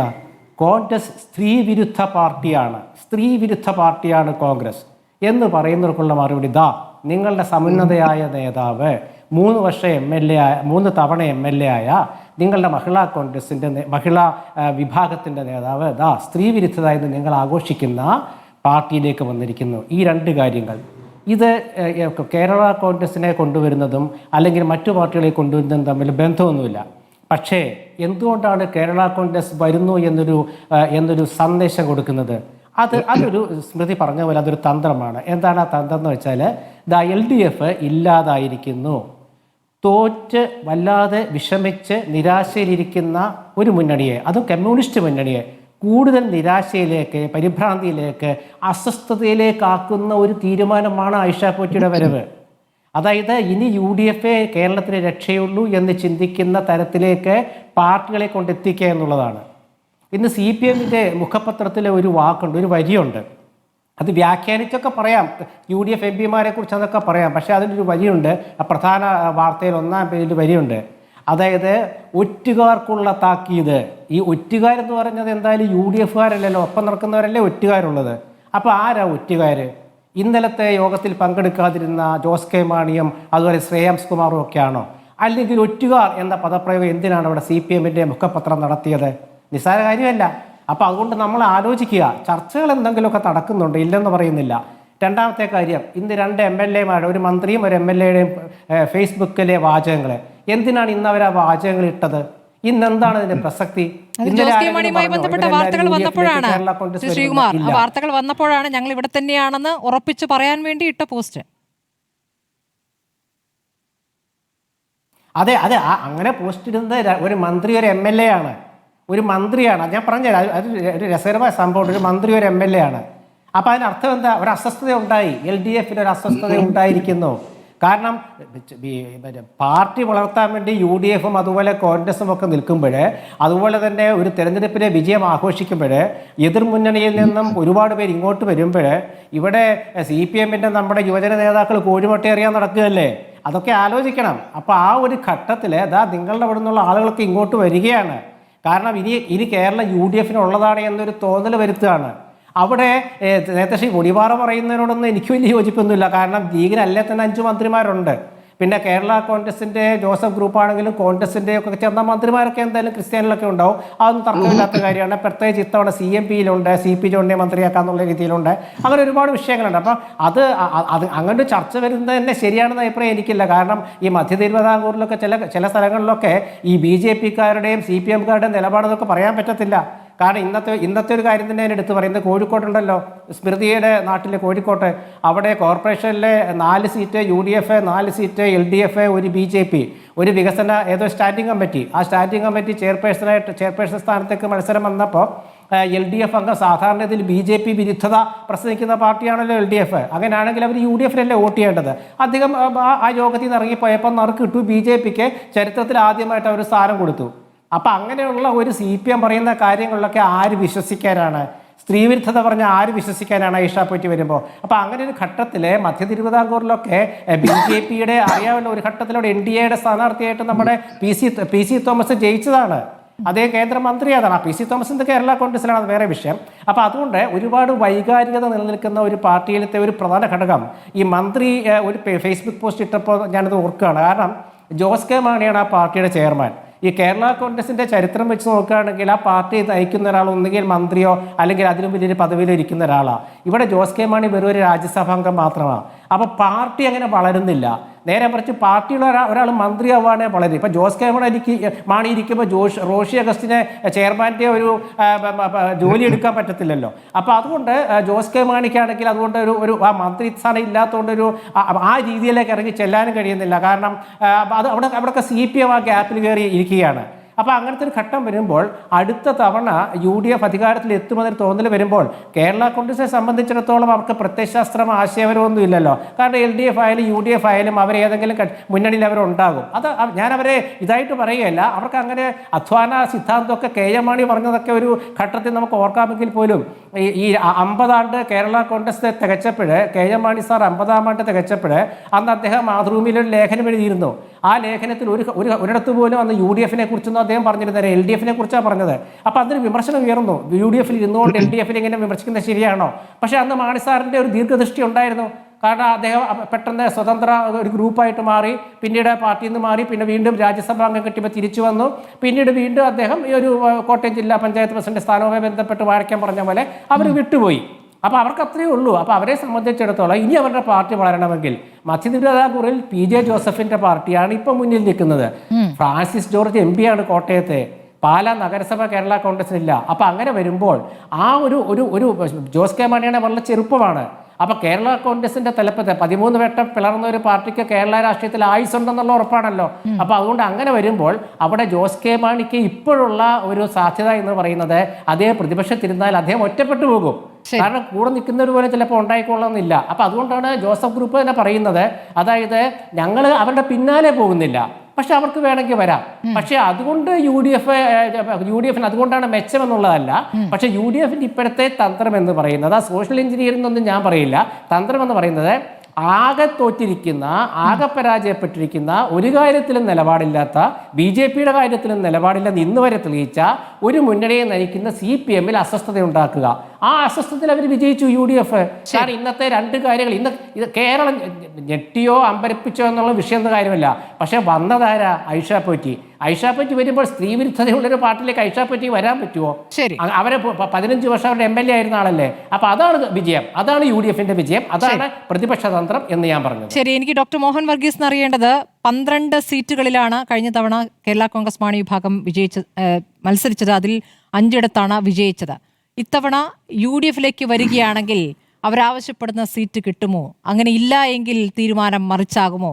വിജയിക്കുന്ന മുന്നണിക്കൊപ്പം നിൽക്കുക, അല്ലെങ്കിൽ ഭരണവിരുദ്ധ വികാരത്തിന്റെ പശ്ചാത്തലത്തിൽ മാറി ചിന്തിക്കാം എന്ന് ആലോചിക്കുകയാണെങ്കിൽ കേരള കോൺഗ്രസ് മുഴുവനായിട്ട് ഇങ്ങോട്ട് എത്തുമോ? അങ്ങ് പറയണം. ശ്രീ മോഹൻ വർഗീസ്, അങ്ങേക്ക് എന്താണ് തോന്നുന്നത്? കേരള കോൺഗ്രസ് മാണി വിഭാഗം മുന്നണി വിടാനുള്ള സാധ്യതകളുണ്ടോ? അഥവാ വിടുകയാണെങ്കിൽ തന്നെ എന്ത് കാരണം പറഞ്ഞു വിടും എന്നുള്ളതൊരു പ്രധാനപ്പെട്ട വിഷയമല്ലേ?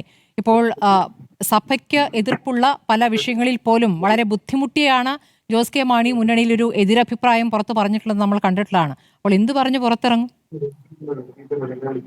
ന്യായമായ ഒരു സംശയമാണ്. പുറത്തിറങ്ങണം എന്നൊരു ചിന്ത കേരള കോൺഗ്രസിലെ വലിയൊരു എണ്ണം പ്രവർത്തകർക്കുണ്ട്.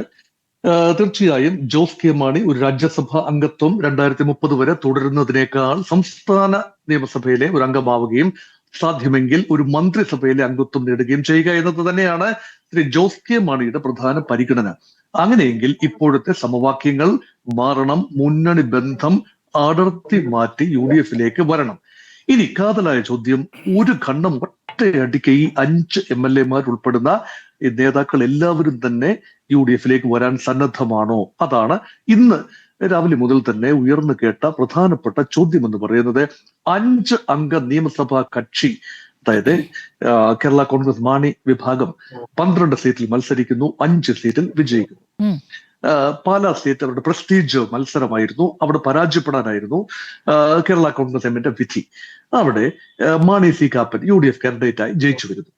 മറ്റ് നിലവിൽ ലഭിച്ച 5 സീറ്റുകൾ നിലനിർത്താനാവുമോ? 5 സീറ്റിലെയും MLA റോഷി അഗസ്റ്റിൻ എന്ന ഇടുക്കി മണ്ഡലത്തെ പ്രതിനിധീകരിക്കുന്ന MLA സംസ്ഥാന മന്ത്രിസഭയിലെ മന്ത്രിയും ഉൾപ്പെടെ 5 പേരെയും ഒറ്റയടിക്ക് ഒരു പാക്കേജ് എന്ന നിലയിൽ UDFിൽ എത്തിക്കാൻ കഴിയുമോ എന്നതാണ് കാതലായ ചോദ്യം. ഇപ്പോഴത്തെ സൂചനകൾ അനുസരിച്ച് ഇത് ഫേസ്ബുക്ക് കുറിപ്പുകളൊക്കെ അടിസ്ഥാനപ്പെടുത്തിയാണ് പല നിഗമനങ്ങളിലും ഇപ്പോൾ എത്തിക്കൊണ്ടിരിക്കുന്നത്. അത് പൂർണ്ണമായി അസ്ഥാനത്താണെന്ന് പറയാനാവില്ല. തുടരും എന്നിട്ടൊരു ഹാർട്ടിന്റെ ചിഹ്നം ഇട്ടിരിക്കുകയാണ് ഫേസ്ബുക്കിൽ മന്ത്രി റോഷി അഗസ്റ്റിൻ. അതിനർത്ഥം LDFിൽ തുടരും എന്നാണോ? കേരള കോൺഗ്രസ് മാണി ഗ്രൂപ്പ് LDFിൽ തുടരും എന്നാണോ? LDF തുടർഭരണത്തിൽ എത്തും എന്നാണോ? മറ്റെന്തെങ്കിലും തുടർച്ചയുടെ അനുഭവമാണോ? അതോ വ്യക്തിപരമായ എന്തെങ്കിലും കാര്യമാണ്? ഒന്നും തന്നെ അതിൽ നിന്ന് വായിച്ചെടുക്കാൻ പ്രഥമ ദൃഷ്ട്യാ പറ്റില്ല എന്ന് തോന്നാമെങ്കിലും ഇവിടെ 2 MLA ഇപ്പോൾ ചങ്ങനാശ്ശേരി മണ്ഡലത്തെ പ്രതിനിധീകരിക്കുന്ന ജോബ് മൈക്കിൾ, അതുപോലെ തന്നെ മറ്റൊരു MLA കൂടി മറുപക്ഷം, അത് ജോസ് കെ മാണി എന്തു പറയുന്നു? UDFിലേക്ക് പിന്നെ ചങ്ങനാശ്ശേരി MLA ആണ് ഒന്ന്, സെബാസ്റ്റ്യൻ കുളത്തിങ്കലാണ്. കാഞ്ഞിരപ്പള്ളി MLA സെബാസ്റ്റ്യൻ കുളത്തിങ്കലാണ് രണ്ടാമത്. ഈ 2 MLA Poonjar MLA Sebastian Kulathingal, അതെ. കാഞ്ഞിരപ്പള്ളി MLA ജയരാജൻ.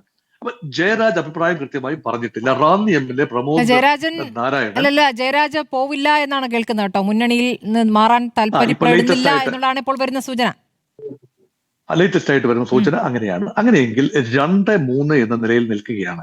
അപ്പൊ ജോസ് കെ മാണിക്ക് ഒരു തീരുമാനമെടുക്കേണ്ടി വരികയാണെങ്കിൽ എങ്ങനെയാണ് ഒരു തീരുമാനമെടുക്കുന്നത്? അതോ കേരള കോൺഗ്രസ് ജോസ് കെ മാണി നയിക്കുന്ന ഒരു വിഭാഗം മാത്രം UDFിലേക്ക് വരികയും ഒരു വിഭാഗം മറുപക്ഷത്ത് LDF തന്നെ ഉറച്ചു നിൽക്കുകയും ചെയ്താൽ മറ്റൊരു പിളർപ്പായിരിക്കാം കേരള കോൺഗ്രസ് ഫലം. ഇനി സ്മൃതി ചോദിച്ച കാതലായ മറ്റൊരു ചോദ്യത്തിലേക്ക് വരികയാണ്. രണ്ട് കേരള കോൺഗ്രസിനും ചേർന്ന് UDF ഇടമുണ്ടോ? Already UDF is a tightly packed vehicle. അവിടേക്ക് കൂടുതൽ കക്ഷികൾക്ക് ഇടമുണ്ടോ? VD സതീശനും കോൺഗ്രസിന്റെ കേരളത്തിലെ ചില നേതാക്കളും വിശ്വസിക്കുന്നു ഇടമുണ്ട്. They cannot take any chances.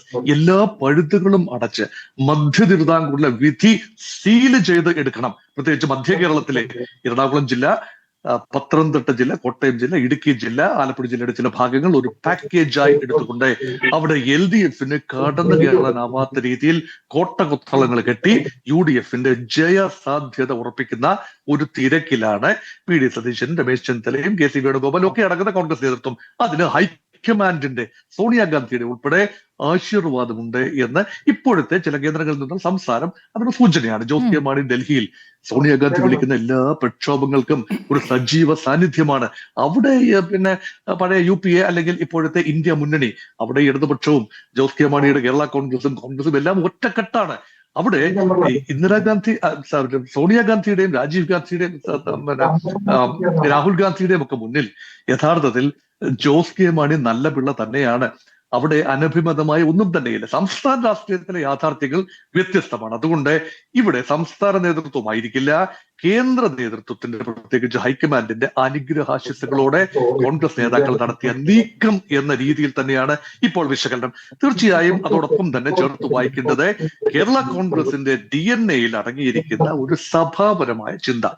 കത്തോലിക്ക സഭ, കൃത്യമായി പറഞ്ഞാൽ കത്തോലിക്ക സഭയുടെ ചില രൂപതകൾ തീർച്ചയായും കേരള കോൺഗ്രസിന്റെ പോളിറ്റിക്സ് വാച്ച് ചെയ്യുന്നുണ്ട്. അവർ പരസ്യമായി ഒരിക്കൽ പോലും സഭാ നേതൃത്വം അഭിപ്രായം പ്രകടിപ്പിക്കില്ല, അത് അവരുടെ മാന്യതയാണ്. പക്ഷേ കേരള കോൺഗ്രസ് നിലനിൽക്കേണ്ടതും കേരള കോൺഗ്രസ് പലതായി ചിതറിപ്പോകാതിരിക്കുന്നതിനും ശക്തമായ വിലപേശൽ ക്രൈസ്തവ സമുദായങ്ങൾക്ക് ശക്തമായ വിലപേശൽ ഭരണകൂടവുമായി ഉണ്ടാകണമെങ്കിൽ ആവശ്യത്തിന് ക്രൈസ്തവ MLA-മാരുണ്ടാകണം. അത് കോൺഗ്രസിൽ നിന്നും മാത്രം ലഭിക്കില്ല.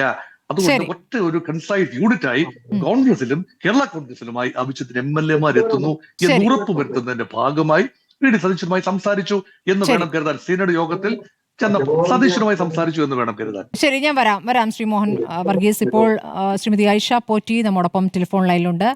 നമസ്കാരം ശ്രീമതി ഐഷ പോറ്റി. ഇപ്പോൾ കോൺഗ്രസിൽ ചേർന്നിരിക്കുന്നു, അംഗത്വം സ്വീകരിച്ചിരിക്കുന്നു.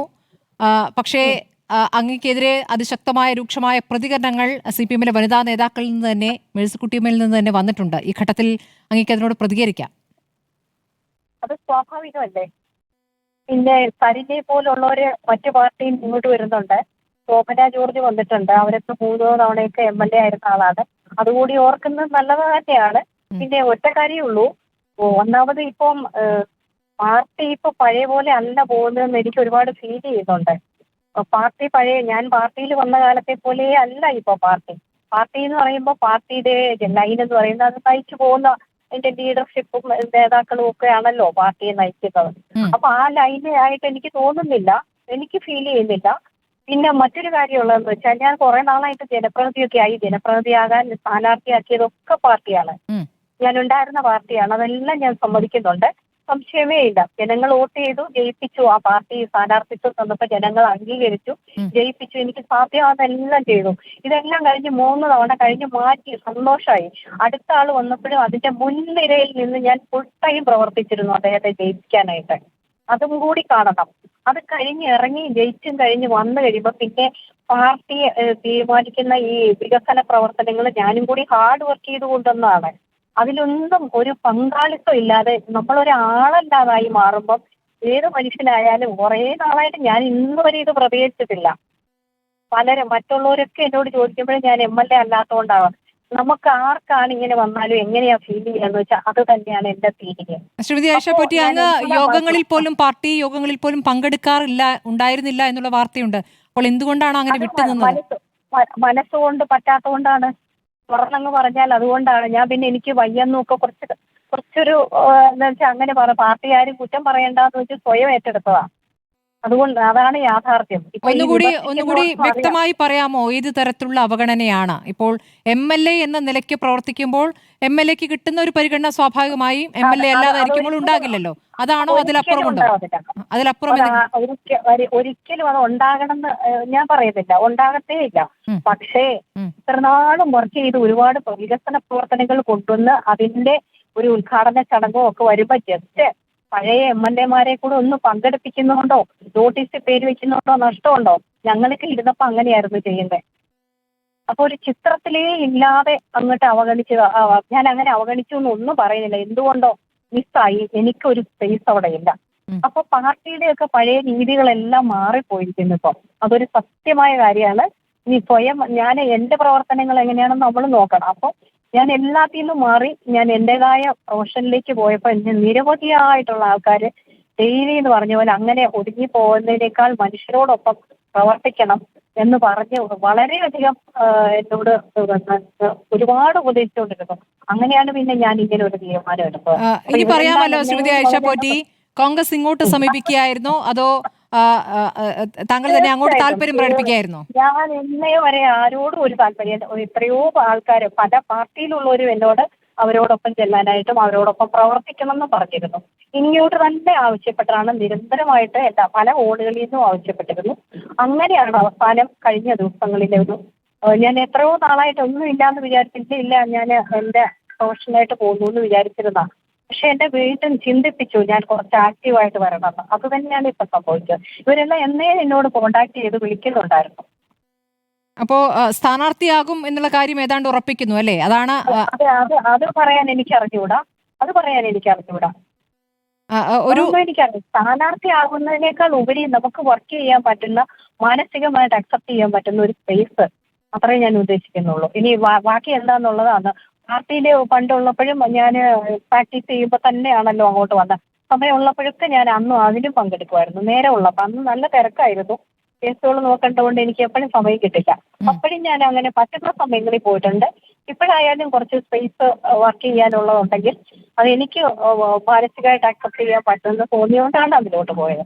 ഇത് കുറച്ചു ദിവസമായി കോൺഗ്രസിലേക്ക് പോകണമെന്ന ആലോചന നിന്നിരുന്നോ അതോ പിന്നീട് ഇങ്ങോട്ട് സമീപിച്ചപ്പോൾ പെട്ടെന്ന് തീരുമാനമെടുക്കുകയായിരുന്നു? കുറെ നാളുകൊണ്ടേ എന്നോട് പറയുന്നുണ്ടായിരുന്നു, എല്ലാവരും പറയുന്നുണ്ടായിരുന്നു. പക്ഷെ അപ്പോഴൊക്കെ ഞാൻ അങ്ങനെ തീരുമാനം വന്നില്ല. ചുമ്മാ അപ്പൊ നിരവധിയായിട്ടുള്ള ആൾക്കാർ, ഏത് മനുഷ്യർക്കായാലും കുറെ കഴിയുമ്പോ അങ്ങനെ ഒതുക്കണ്ട. അപ്പൊ എനിക്കും തോന്നി ഞാൻ എന്തിനാണ് വെറുതെ അങ്ങ് ഒതുങ്ങി കൂടേണ്ട ആവശ്യമില്ല. എനിക്ക് വർക്ക് ചെയ്യാവുന്ന സ്പേസിൽ എനിക്ക് വർക്ക് ചെയ്തൂടെ, പറ്റാവുന്ന അത്രയും ചെയ്യാം എന്ന് വിചാരിച്ചു. അപ്പൊ ഇത് ഓക്കെ ചെയ്തു, അത്രയേ ഉള്ളൂ. ഇവരെല്ലാം നിരവധിയായിട്ട് തവണ എല്ലാവരും എന്നോട് പറയുമായിരുന്നു ഞങ്ങളുടെ ഒപ്പം പ്രവർത്തിക്കാൻ പറയണമെന്ന്. എത്രയോ നാളുകളായിട്ട് അന്നും ഞാൻ തീരുമാനം എടുത്തില്ല. പക്ഷെ ഇപ്പൊ റീസെന്റ് അത് ശരിയായി വേണമെന്ന് തോന്നി. അതുകൊണ്ട് ഈ പാർട്ടി മാറി എന്നതിന് ശേഷം പാർട്ടിയിൽ നിന്നും CPM നിന്ന് ആരെങ്കിലും വിളിച്ചോ? ഞാൻ എല്ലാവരോടും ഈ കാര്യങ്ങൾ പറയാറുണ്ടല്ലോ, നേരിട്ട് തന്നെ. അതൊക്കെ മൊത്തം ഇങ്ങനെ പറയണമെന്നില്ലല്ലോ, നമുക്കൊന്ന് മനസ്സിലാക്കാവുന്നതല്ലേ ഉള്ളൂ. ഈ കാര്യങ്ങൾ അതേപോലെ മറ്റൊരാൾക്ക് എങ്ങനെ അനുഭവം വരുമെന്നുള്ളത് തന്നെ ഞാൻ പറഞ്ഞിട്ടുണ്ട്. ഇങ്ങനൊരു അനുഭവം വന്നാൽ അവനവൻ എന്തായിരിക്കും തോന്നുക എന്നുള്ളത് ബന്ധപ്പെട്ടവരോട് പറഞ്ഞിട്ടുണ്ട്. പക്ഷെ അന്നേരമൊന്നും ഒരു പ്രതികരണമോ ഒന്നും ഞാൻ കണ്ടില്ലായിരുന്നു. അതാണ് ഞാൻ പറഞ്ഞ പണ്ടത്തെ പോലെ അല്ല ഇപ്പോഴെന്ന്. ചർച്ചയായാലും എന്തായാലും കുറെ മാറ്റങ്ങൾ വന്നിരിക്കുന്നു. അപ്പൊ അത് അക്സെപ്റ്റ് ചെയ്യാൻ പറ്റുന്നില്ല എന്നുള്ളത് ഒരു സത്യമാണ്. അങ്ങ് വേറൊരു കാര്യം കൂടി പറഞ്ഞിരുന്നു, ഈ സാമൂഹ്യ മാധ്യമങ്ങളിലൂടെ അറ്റാക്ക് തുടങ്ങുമെന്ന് പ്രതീക്ഷിക്കുന്നുണ്ടെന്ന്. അത് എന്തുകൊണ്ടാണ് അങ്ങനെ പറഞ്ഞത്? നേരത്തെ തന്നെ അങ്ങനെ ഉണ്ടായോ? അല്ല, സാധാരണയല്ലേ അത്. എവിടെ എന്ത് വന്നാലും കാണുന്നതല്ലേ. ഏറ്റവും കൂടുതൽ ഇടതുപക്ഷത്തിലാണല്ലോ അങ്ങനെ. വളരെ ഒരുപാട് മോശമായിട്ടൊക്കെ എല്ലാം പ്രതികരിക്കും, എല്ലാവരും പ്രതികരിക്കും. അപ്പൊ ശോഭന ജോർജൊക്കെ ഇങ്ങോട്ട് വന്നപ്പോഴും അതുപോലെ സരിൻ ഇങ്ങോട്ട് വന്നപ്പോഴും ഒക്കെ അത് ആകേണ്ടതല്ലേ. അപ്പം എങ്ങനെയായാലും ഒരു സ്ഥലത്തേക്ക് വന്നാൽ നല്ലതും പോകുന്നത് മോശമാണെന്നും പറയുന്നത് എന്ത് ന്യായമാണെന്നുള്ളത് എനിക്ക് മനസ്സിലായിട്ടില്ല. ഇപ്പോൾ കോൺഗ്രസിൽ സജീവമായി പ്രവർത്തിക്കാൻ ഇനി മുതൽ തെരഞ്ഞെടുപ്പ് രാഷ്ട്രീയത്തിലേക്ക് ഇറങ്ങാൻ തന്നെയാണ് തീരുമാനം അല്ലേ? എനിക്ക് പറ്റുന്ന പ്രവർത്തനങ്ങൾ ഞാൻ ചെയ്യും. എന്നെ കൊണ്ടാവുന്ന പ്രവർത്തനങ്ങളൊക്കെ ഞാൻ ചെയ്യും. പ്രത്യേകിച്ച് ഒരു ഓഫർ ഒന്നും ഇല്ല, ഞാൻ അങ്ങോട്ട് ആവശ്യപ്പെട്ടിട്ടില്ല. അങ്ങനെ ഒന്നും അങ്ങോട്ട് ആവശ്യപ്പെടേണ്ട ആവശ്യമില്ല, ഇങ്ങോട്ടും പറഞ്ഞിട്ടില്ല. ഞങ്ങളോടൊപ്പം പ്രവർത്തിക്കണം എന്നുള്ളതാണ് എല്ലാ ലീഡേഴ്സും പറഞ്ഞു, അവിടുത്തെ പ്രവർത്തകർ പറഞ്ഞു, താഴെയുള്ളവർ പറഞ്ഞു. എത്ര നാൾ കൊണ്ടേ പറയുന്നുണ്ട്. ശരി, വളരെ നന്ദി ശ്രീമതി ഐഷ പോറ്റി ഈ ഘട്ടത്തിൽ പ്രതികരിച്ചതിന്. ശ്രീ ജോസഫ് വാഴക്കൻ, ഇപ്പോൾ കേരള കോൺഗ്രസ് എമ്മിന് UDF-ലേക്ക് വന്നാൽ അവർക്കാണ് നല്ലത്, അവർക്കാണ് ഗുണം ചെയ്യുക എന്ന നിലപാടാണോ കോൺഗ്രസിന്? ഇപ്പോൾ ഐഷ പോറ്റി പറഞ്ഞതുപോലെ ഐഷ പോറ്റിയുടെ കാര്യത്തിൽ കോൺഗ്രസ് അങ്ങോട്ട് മുൻകൈ എടുക്കുകയാണ് ചെയ്തിട്ടുള്ളത്. പലതവണയായി അത്തരം ചർച്ചകൾ നടക്കുന്നു എന്നുള്ള കാര്യം കൂടി അവർ പറയുന്നുണ്ട്. അപ്പോൾ അങ്ങനെ അങ്ങോട്ട് സമീപിച്ചിട്ടില്ല, ഇങ്ങോട്ടാണ് സമീപിക്കുന്നത് എന്ന രൂപത്തിലാണോ മനസ്സിലാക്കേണ്ടത്? എങ്ങനെയാണെങ്കിലും കഴിഞ്ഞ തദ്ദേശ തെരഞ്ഞെടുപ്പിൽ വലിയ തിരിച്ചടി മണി ഗ്രൂപ്പിന് ഉണ്ടായിട്ടുണ്ട് എന്നുള്ളതാണ് കണക്കുകൾ സൂചിപ്പിക്കുന്നത്. കോട്ടയം, ഇടുക്കി, പത്തനംതിട്ട ജില്ലാ പഞ്ചായത്തുകൾ ഈ രൂപത്തിൽ നഷ്ടപ്പെടുന്ന ഒരു സാഹചര്യം ഉണ്ടായിട്ടുണ്ട്. എറണാകുളത്ത് ഒരു ഭാഗവും നഷ്ടപ്പെട്ട സാഹചര്യമുണ്ട്. അപ്പോൾ ഇതൊക്കെ തന്നെയും അങ്ങ് കേൾക്കുന്നില്ലേ? ജോസഫ് വാഴക്കൻ, കേൾക്കാമോ? ഞാൻ അദ്ദേഹത്തിലേക്ക് വരാം. ഒരു ചെറിയ സാങ്കേതിക പ്രശ്നമുണ്ട്. ശ്രീ ജേക്കബ് ജോർജിലേക്ക്. ശ്രീ ജേക്കബ് ജോർജ്, ഇപ്പോൾ യഥാർത്ഥത്തിൽ കണക്കുകൾ, ഈ തദ്ദേശ തെരഞ്ഞെടുപ്പിലെ കണക്കുകളായിരിക്കില്ലേ ഇപ്പോൾ മാണി വിഭാഗത്ത് ഒരു ആലോചന മാറ്റമുണ്ടെങ്കിൽ അതിനുള്ളൊരു പ്രധാനപ്പെട്ട കാരണം? തദ്ദേശ തെരഞ്ഞെടുപ്പിൽ നല്ല തിരിച്ചടി നേരിട്ടിട്ടുണ്ട്. വലിയ രീതിയിൽ അവർക്ക് നേട്ടമുണ്ടാക്കുന്ന മേഖലകളിൽ വലിയ രീതിയിൽ അവർ പിന്നോട്ട് പോയിട്ടുണ്ടെങ്കിൽ കേരള കോൺഗ്രസ് മാണി വിഭാഗത്തിലെ അണികൾ തന്നെ തിരിച്ച് UDF-ന് വോട്ട് ചെയ്തു എന്നൊരു യാഥാർത്ഥ്യമാണ് അവിടെ നിൽക്കുന്നത്. അപ്പോൾ നിയമസഭാ തെരഞ്ഞെടുപ്പാകുമ്പോഴേക്കും അത് കുറച്ചുകൂടി ശക്തിപ്പെടാനല്ലേ സാധ്യത? അത് ആ ഒരു സമ്മർദ്ദം തുടരും. ഒരു വശത്ത് സമുദായ നേതൃത്വത്തിന്റെ, സഭാ നേതൃത്വത്തിന്റെ, കത്തോലിക്ക സഭാ നേതൃത്വത്തിന്റെ സമ്മർദ്ദം തുടരും, യാതൊരു സംശയമില്ല. അണികളിൽ ചിലർ, ഈ പറഞ്ഞതുപോലെ അണികളിൽ ചിലരുടെ കൂടെ നിൽക്കുന്നവർ ചിലർ, ജോസ് കെ മാണിയോടൊപ്പം സഞ്ചരിക്കുന്ന, ഒപ്പം യാത്ര ചെയ്യുന്ന കുറച്ച് പേരുണ്ട്. അവരിൽ ചിലർ മാത്രം, അത് വലിയ ഭൂരിപക്ഷമാണെന്ന് ഞാൻ പറയുന്നില്ല, കുറച്ചു പേർ മാത്രം. സ്മൃതി നേരത്തെ ചൂണ്ടിക്കാണിച്ചതുപോലെ എന്ത് പറഞ്ഞിട്ട് ഇടതുപക്ഷ മുന്നണി വിട്ട് UDF-ൽ ചേരും എന്നൊരു ചോദ്യമുണ്ട്. മുമ്പ് ഞാനത് ഓർക്കുകയാണ്, മുമ്പ് ഐക്യജനാധിപത്യ മുന്നണി വിട്ട് എങ്ങനെ പോകും എന്ന് ഇവര് വളരെയധികം വിഷമിച്ച് നിന്ന സമയത്ത്, KM മാണി സാർ ഭയങ്കര പീഡനം അനുഭവിച്ചു നിന്ന സമയത്ത്, അതിനുശേഷമുള്ള ദിവസങ്ങളിൽ ഒക്കെ മാണി ഗ്രൂപ്പ് വളരെ സമ്മർദ്ദത്തിലായിരുന്നു പുറത്തു പോകാൻ. പക്ഷെ എന്ത് കാരണം പറയും? പുറത്തു പറയാൻ, ജനങ്ങളോട് പറയാൻ കാരണം അവർക്ക് ഉണ്ടായിരുന്നില്ല. അപ്പോഴാണ് ബെന്നി ബെഹനാൻ ഒരു സുപ്രഭാതത്തിൽ വഴക്കിനറിയാൻ കാര്യമൊക്കെ പത്രസമ്മേളനം നടത്തി പറഞ്ഞത്, കേരള കോൺഗ്രസ് മാണി വിഭാഗത്തിന് UDF-ൽ ഐക്യജനാധിപത്യ മുന്നണി തുടരാനുള്ള അർഹത നഷ്ടപ്പെട്ടിരിക്കുന്നുവെന്ന്. ഇവർ അത് വലിയ കാര്യമായിട്ടാണ് സ്വീകരിച്ചത്. സ്മൃതി, ഇവർ ആ ഒരു കാരണം കൊണ്ട് അപ്പോഴേ എടുത്ത് പുറത്തെയാടി. അവർ ഇമ്മീഡിയറ്റ് റീസൺ ആയിട്ട് അത് എടുത്തു. ആ കാരണം പറഞ്ഞിട്ട് അവർ പുറത്തെയാടി. അതുകൊണ്ട് അന്ന് CP ജോൺ ഇവരോടൊക്കെ പറഞ്ഞതാണ്, എനിക്കൊരു 3 മണിക്കൂർ സമയം താ, ഞാൻ അവരെ തിരിച്ചു കൊണ്ടുവരാം. അവർ സമ്മതിച്ചില്ല. കേട്ടോ വാഴിക്കൻ, ഇതാണ് അന്ന് നടന്ന ചരിത്രം, അന്ന് നടന്ന സംഭവം. ഞാൻ നേരിട്ട് അറിയാവുന്ന കാര്യമാണ്, അതുകൊണ്ട് ഞാൻ പറഞ്ഞതാണ്. ഇനി ഇപ്പോൾ ജോസ് കെ മാണിയെ തിരിച്ചു കൊണ്ടുവരാൻ, UDF-ലേക്ക് കൊണ്ടുവരാൻ കഴിയുമെങ്കിൽ എന്താണ് കാരണം? തന്നെയല്ല, ഓരോ 5 വർഷം ജേക്കബ് ജോർജ്, ഇപ്പോൾ KM മാണിക്കെതിരെ സഭയ്ക്കകത്ത് നടന്നിരുന്ന കോലാഹലങ്ങൾ നമ്മൾ കണ്ടിട്ടുള്ളതാണ്. പണമടിക്കുന്ന യന്ത്രമടക്കമുള്ള വിഷയങ്ങൾ നമ്മുടെ മുന്നിലുണ്ടായിരുന്നതാണ്. അങ്ങനെ പണം സമാഹരിച്ച് കൊടുക്കുന്നു എന്നുള്ള സമരങ്ങൾ കൂടി നമ്മൾ കണ്ടതാണ്. അതിനൊക്കെ ശേഷം ആ മുന്നണിയിലാണല്ലോ എത്തിയത്. രാഷ്ട്രീയത്തിൽ ഇതൊക്കെ നടക്കുന്നേ. അല്ല, അതെ, അത്തരം കഥകൾ അനവധി അന്ന് പ്രചരിപ്പിച്ചിരുന്നു. അതേ രാഷ്ട്രീയ കേന്ദ്രങ്ങളിൽ നിന്ന് തന്നെ പ്രചരിപ്പിച്ചിരുന്നു. ആര് പ്രചരിപ്പിച്ചു? മാണി സാറിനെ താറടിക്കാൻ വേണ്ടിയുള്ള കഥകൾ എമ്പാടും പ്രചരിപ്പിച്ചു. ഞാൻ കേരള കോൺഗ്രസിന്റെ വക്താവൊന്നുമല്ല, ഒരിക്കലുമല്ല. പക്ഷേ അങ്ങനെ കഥകൾ ഒത്തിരി മെനഞ്ഞിരുന്നു അന്ന്. അതിൽ നിന്നൊക്കെ രക്ഷപ്പെടാൻ വേണ്ടിയാണ് അവർ UDF വിട്ടത് എന്നുള്ളത് ഒരു ചരിത്ര സത്യമായിട്ട് അവശേഷിക്കുന്നുണ്ട്. സ്മൃതി, ശരി. ശ്രീ ജോസഫ് വാഴക്കൻ, ഞാൻ ചോദിച്ചത് നേരത്തെ തദ്ദേശ തെരഞ്ഞെടുപ്പിൽ വലിയ തിരിച്ചടി കേരള കോൺഗ്രസ് മാണി വിഭാഗത്തിനുണ്ടായിട്ടുണ്ട്. അപ്പോൾ അതുകൊണ്ട് അവർക്ക് വിജയിക്കണമെങ്കിൽ, ഈ പറഞ്ഞ മന്ത്രിസ്ഥാനമടക്കം വേണമെങ്കിൽ, ഇനി വരുന്ന തെരഞ്ഞെടുപ്പിൽ ജയിക്കാൻ സാധ്യതയുള്ള മുന്നണിയിലേക്ക് വരിക എന്നതുകൊണ്ട് അവർക്ക് വരാം, അല്ലാതെ ഞങ്ങൾ പ്രത്യേകിച്ച് അവരെ വിളിച്ചു കൊണ്ടുവന്ന് സ്വീകരിക്കുന്നില്ല, അവർക്ക് വേണമെങ്കിൽ വരാം എന്നതാണോ കോൺഗ്രസിന്റെ നിലപാട്? ഞാനതിനിടയ്ക്ക് ജേക്കബ് ജോർജ് പറഞ്ഞതിനെ കുറിച്ച് പറയട്ടെ. ജേക്കബ് ജോർജ് ആ നിയമസഭയിൽ ഞാനും ഉണ്ടായിരുന്നതാണ്. മാണി സാറിനെ നേരത്തെ പച്ചയ്ക്ക് കത്തിക്കുന്ന കാര്യമൊക്കെ പറഞ്ഞല്ലോ. CPM ആണ് കത്തിച്ചത്, ഇടതു മുന്നണിയാണ് കത്തിച്ചത്. എത്രമാത്രം ആക്ഷേപിച്ചു, എത്രമാത്രം അപമാനിച്ചു. അദ്ദേഹം കേരള കോൺഗ്രസ് ജോസ് കെ മാണി വിഭാഗം ഇപ്പോൾ 5 വർഷമായിട്ട് ഇടതു മുന്നണിയിലല്ലേ നിൽക്കുന്നത്. ഞങ്ങൾ ആരെങ്കിലും ഒരാക്ഷേപം പറഞ്ഞിട്ടുണ്ടോ? ഞങ്ങൾ ആരെങ്കിലും മാണി സാറിനെ കുറിച്ച് മോശം പറഞ്ഞിട്ടുണ്ടോ? മാണി സാറ് ഈ അവർ പറഞ്ഞിട്ടുള്ള ആരോപണങ്ങളെല്ലാം ഞങ്ങൾക്ക് വേണമെങ്കിൽ കഴിഞ്ഞ 5 വർഷം തിരിച്ചു പറയാമായിരുന്നല്ലോ. അതിന് കാര്യം എന്താണെന്ന് വെച്ചാൽ ആ പാർട്ടിയെ സംബന്ധിച്ചിടത്തോളം അതിൻ്റെ സ്വഭാവം അനുസരിച്ച് ഇടതു മുന്നണിക്ക് ആ പാർട്ടിക്കകത്ത് ഇടതു മുന്നണിയിൽ ആ പാർട്ടിക്ക് നിൽക്കാനാവില്ല. അതാണ് അതിൻ്റെ യഥാർത്ഥ കാരണം. ഞാൻ നേരത്തെ പറഞ്ഞല്ലോ, അതൊരു ചേരുന്ന സ്ഥലത്ത്, അത് അവർ തമ്മിലൊരു യോജിക്കുന്ന സ്ഥലത്തല്ല പോയി ചേർന്നിരിക്കുന്നത്. കഴിഞ്ഞ 5 കൊല്ലം അവർക്ക് അപ്രസക്തമായി പോയി പല കാര്യങ്ങളിലും. അവർ പ്രതിനിധീകരിക്കുന്ന ജനവിഭാഗത്തിന് വേണ്ടി അവർക്കൊന്നും ചെയ്യാൻ കഴിഞ്ഞില്ല എന്നുള്ള ഒരു കുറ്റബോധമുണ്ട്. പക്ഷെ അതിൻ്റെ അകത്ത് നിൽക്കുമ്പോൾ അത് പറയാതിരുന്നു എന്നുള്ള മാന്യത അവർ കാണിച്ചു എന്നുള്ളതായിരിക്കും ഒരു പക്ഷേ സത്യം. പക്ഷേ അവർ പ്രതിനിധീകരിക്കുന്ന ജനവിഭാഗത്തിൻ്റെ ഒരു താല്പര്യത്തിനും വേണ്ടി അവർക്ക് നിൽക്കാൻ പറ്റിയില്ല. ഇപ്പോൾ അധ്യാപകരുടെ കാര്യത്തിൽ കത്തോലിക്ക സഭയാണെങ്കിലും ഇപ്പോൾ കേരളത്തിലെ പല വിഭാഗത്തിൽപ്പെട്ടിട്ടുള്ള എല്ലാവരും പറയുന്നൊരു കാര്യമാണ് അധ്യാപകരുടെ നിയമനവും സ്ഥിരപ്പെടുത്തുന്നതുമായി ബന്ധപ്പെട്ട് 10-15 കൊല്ലമായി നിൽക്കുന്ന അധ്യാപകർക്ക് ശമ്പളം കിട്ടാത്തതും അവരെ റെഗുലറൈസ് ചെയ്യാത്തതുമായിട്ടുള്ള വിഷയങ്ങളൊക്കെ. അത്തരം കാര്യങ്ങളിലൊക്കെ ഒന്നും ചെയ്യാൻ ഇവർ പറയുന്ന ഒന്നും കേൾക്കാറില്ല. പിണറായി വിജയൻ എന്ന് പറയുന്ന ഒരു ഏകാധിപതി എന്ന് പറയുന്ന അദ്ദേഹത്തിൻ്റെ ആട്ടും തുപ്പും കൊണ്ട് അവിടെ നിൽക്കുക എന്നതല്ലാതെ ഒരു കാര്യത്തിലും ഏതെങ്കിലും രണ്ട് കോർപ്പറേഷൻ കിട്ടിയത് കൊണ്ടോ ഒരു ജലസേചന വകുപ്പ് കിട്ടിയത് കൊണ്ടോ അതല്ലല്ലോ ആ പാർട്ടിയുടെ ലക്ഷ്യം. ആ പാർട്ടി അതിനേക്കാൾ വലിയ താല്പര്യങ്ങളെ പ്രതിനിധീകരിക്കുന്നൊരു പാർട്ടിയല്ലേ. അവരുടെ ആ താല്പര്യങ്ങളെ സംരക്ഷിക്കാൻ അവർക്ക് കഴിയാതെ വന്നപ്പോൾ അവർക്കതിനകത്ത് രക്ഷപ്പെട്ടേ പറ്റുള്ളൂ. അതാണ് എൻ്റെ യഥാർത്ഥത്തിലുള്ള സത്യം. അതല്ലാതെ അതിന് സമയമോ മറ്റുള്ളവരോ ഒന്നും കുറ്റപ്പെടുത്തേണ്ട കാര്യമില്ല. അവർക്ക് അവിടെ നിൽക്കാൻ കഴിയില്ല എന്നുള്ള ഇനി അവരാണ് തീരുമാനിക്കേണ്ടത്. ശരി, ഒരു മിനിറ്റ് ശ്രീ ജേക്കബ് ജോർജ് ഒന്ന് ചോദിച്ചോളൂ. വാഴക്കിനെ പോലെ ഉന്നത കോൺഗ്രസ് നേതാവ്, കോട്ടയംകാരൻ നേതാവ് ഇങ്ങനെയൊക്കെ ഉറക്കെ പരസ്യമായിട്ട് പറയുന്നത് ഒരുപക്ഷെ ജോസ് കെ മാണിയുടെ മനസ്സ് കുളിപ്പിക്കട്ടെ. അത് പറയാനാണ്. അത്രേ ഉള്ളൂ. മനസ്സ് കുളിർപ്പിക്കാനെന്നല്ല. ഞാൻ എൻ്റെ കൺമുമ്പിൽ കണ്ട സത്യം പറയുകയാണ്. കർഷക ജനതയെ അവർ പ്രതികരിക്കുന്നവരാണെന്നാണ് കേരള കോൺഗ്രസ്. ഞാൻ എൻ്റെ നാട്ടിൽ, ആ നാട്ടിലാണല്ലോ ഞാൻ ജനിച്ചു വളർന്നത്. പക്ഷേ കഴിഞ്ഞ 5 വർഷം കർഷക ജനതയ്ക്ക് വേണ്ടി എന്ത് ചെയ്യാൻ പറ്റി? ഏത് ജനത്തിന് വേണ്ടി എന്ത് ചെയ്യാൻ പറ്റി? പിണറായി വിജയൻ പറയുന്നതിനകത്ത് അതിനപ്പുറത്ത് സംസാരിക്കാൻ കഴിയുന്നില്ല, സംസാരിക്കാൻ സമ്മതിക്കുന്നില്ല. CPIയെ സമ്മതിക്കുന്നില്ല, ആരെയും സമ്മതിക്കുന്നില്ല. ഒരു പരിധിയില്ല ആളുകൾക്കൊക്കെ ക്ഷമിച്ച് നിൽക്കുന്നതിനൊക്കെ.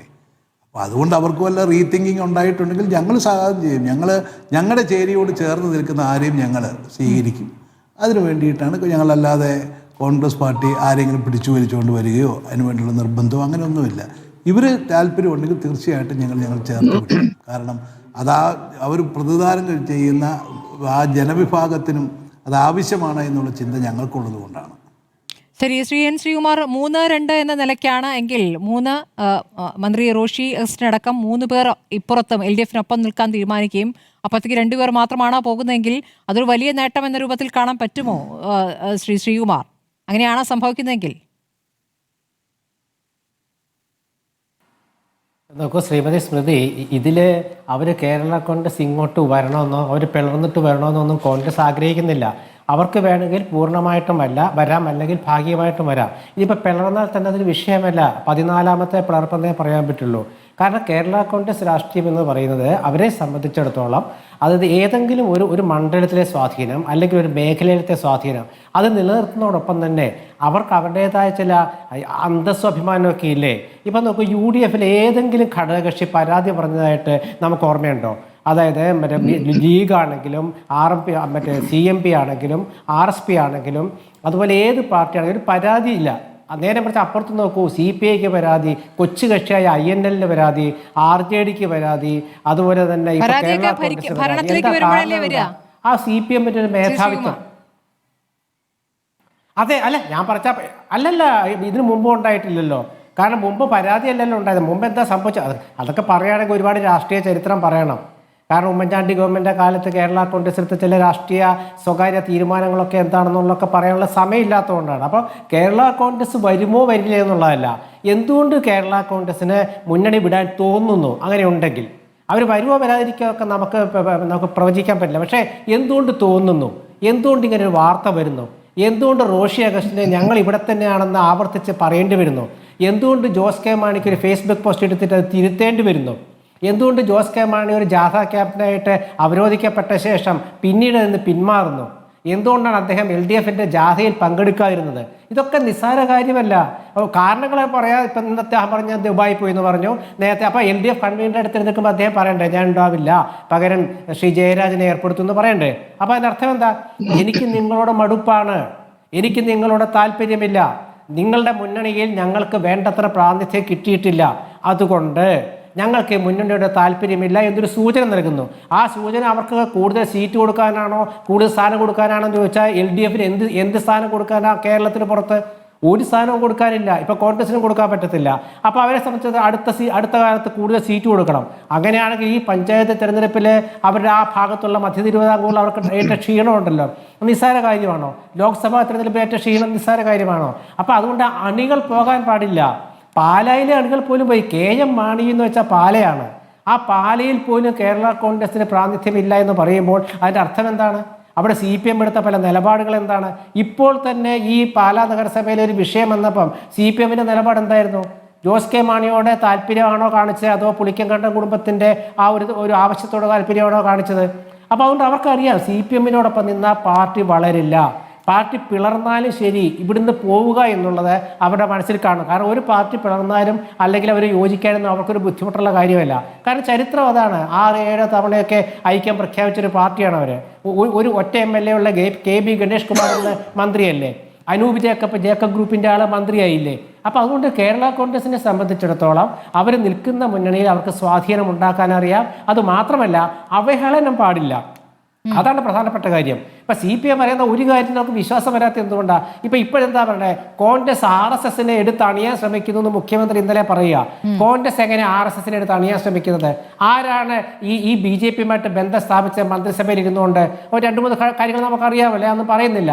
അപ്പൊ അതിന്റെ ഉത്തരം എന്താണ്? അപ്പൊ ഇന്നത്തെ തന്നെ നോക്കൂ, കോഴിക്കോട്ടെ ഞാൻ പറഞ്ഞില്ലേ, അപ്പൊ പറയുന്നതൊന്ന് പ്രവർത്തിക്കുന്നതൊന്ന്. അപ്പൊ അങ്ങനെ വരുമ്പോൾ ഒരു നയപരമായ കാര്യത്തിൽ LDFിലിപ്പം നിന്നിട്ട് കാര്യമില്ല.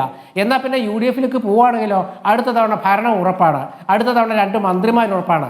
അപ്പൊ എന്താണ് കേരള കോൺഗ്രസിന്റെ അണികൾ ചിന്തിക്കുക? എങ്കിൽ പിന്നെ അപ്പുറത്തോട്ട് പോവുക. കാരണം ഇപ്പുറത്ത് നിന്നിട്ട് മന്ത്രിയുമില്ല, ഒരു മന്ത്രി ഉണ്ടെന്നുള്ള ശരിയാ. ഞാൻ നേരത്തെ പറഞ്ഞില്ലേ, ജോസ് കെ മാണി മന്ത്രിയായാലേ ആ പാർട്ടിക്ക് കാര്യമുള്ളൂ. ശരി, അതാണ് പാർട്ടിക്ക് കാര്യമില്ലല്ലോ. ഭരണമുള്ളിടത്തേക്ക് ചായാം എന്നതാണ് ആലോചന. അങ്ങനെയല്ലേ മനസ്സിലാക്കേണ്ടത്? ഭരണമുണ്ടാകാൻ സാധ്യതയുള്ളിടത്തേക്ക് ചായാം.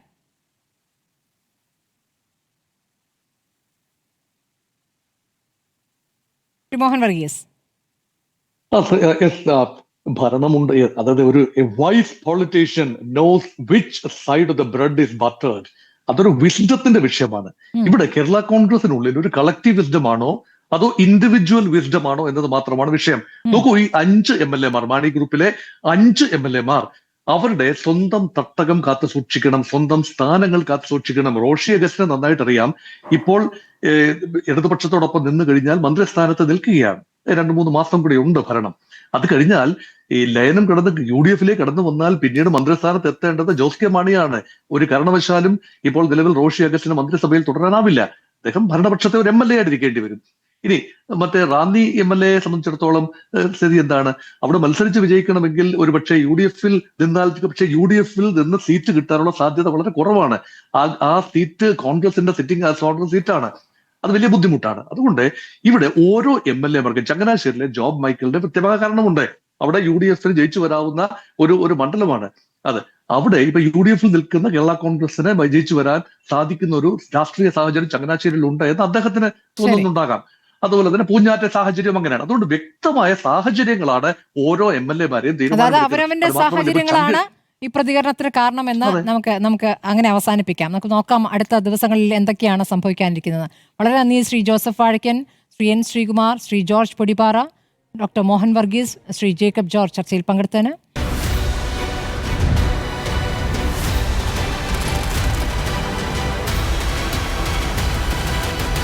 ഡിബേറ്റ് വിത്ത് സ്മൃതി പരുത്തിക്കാട്.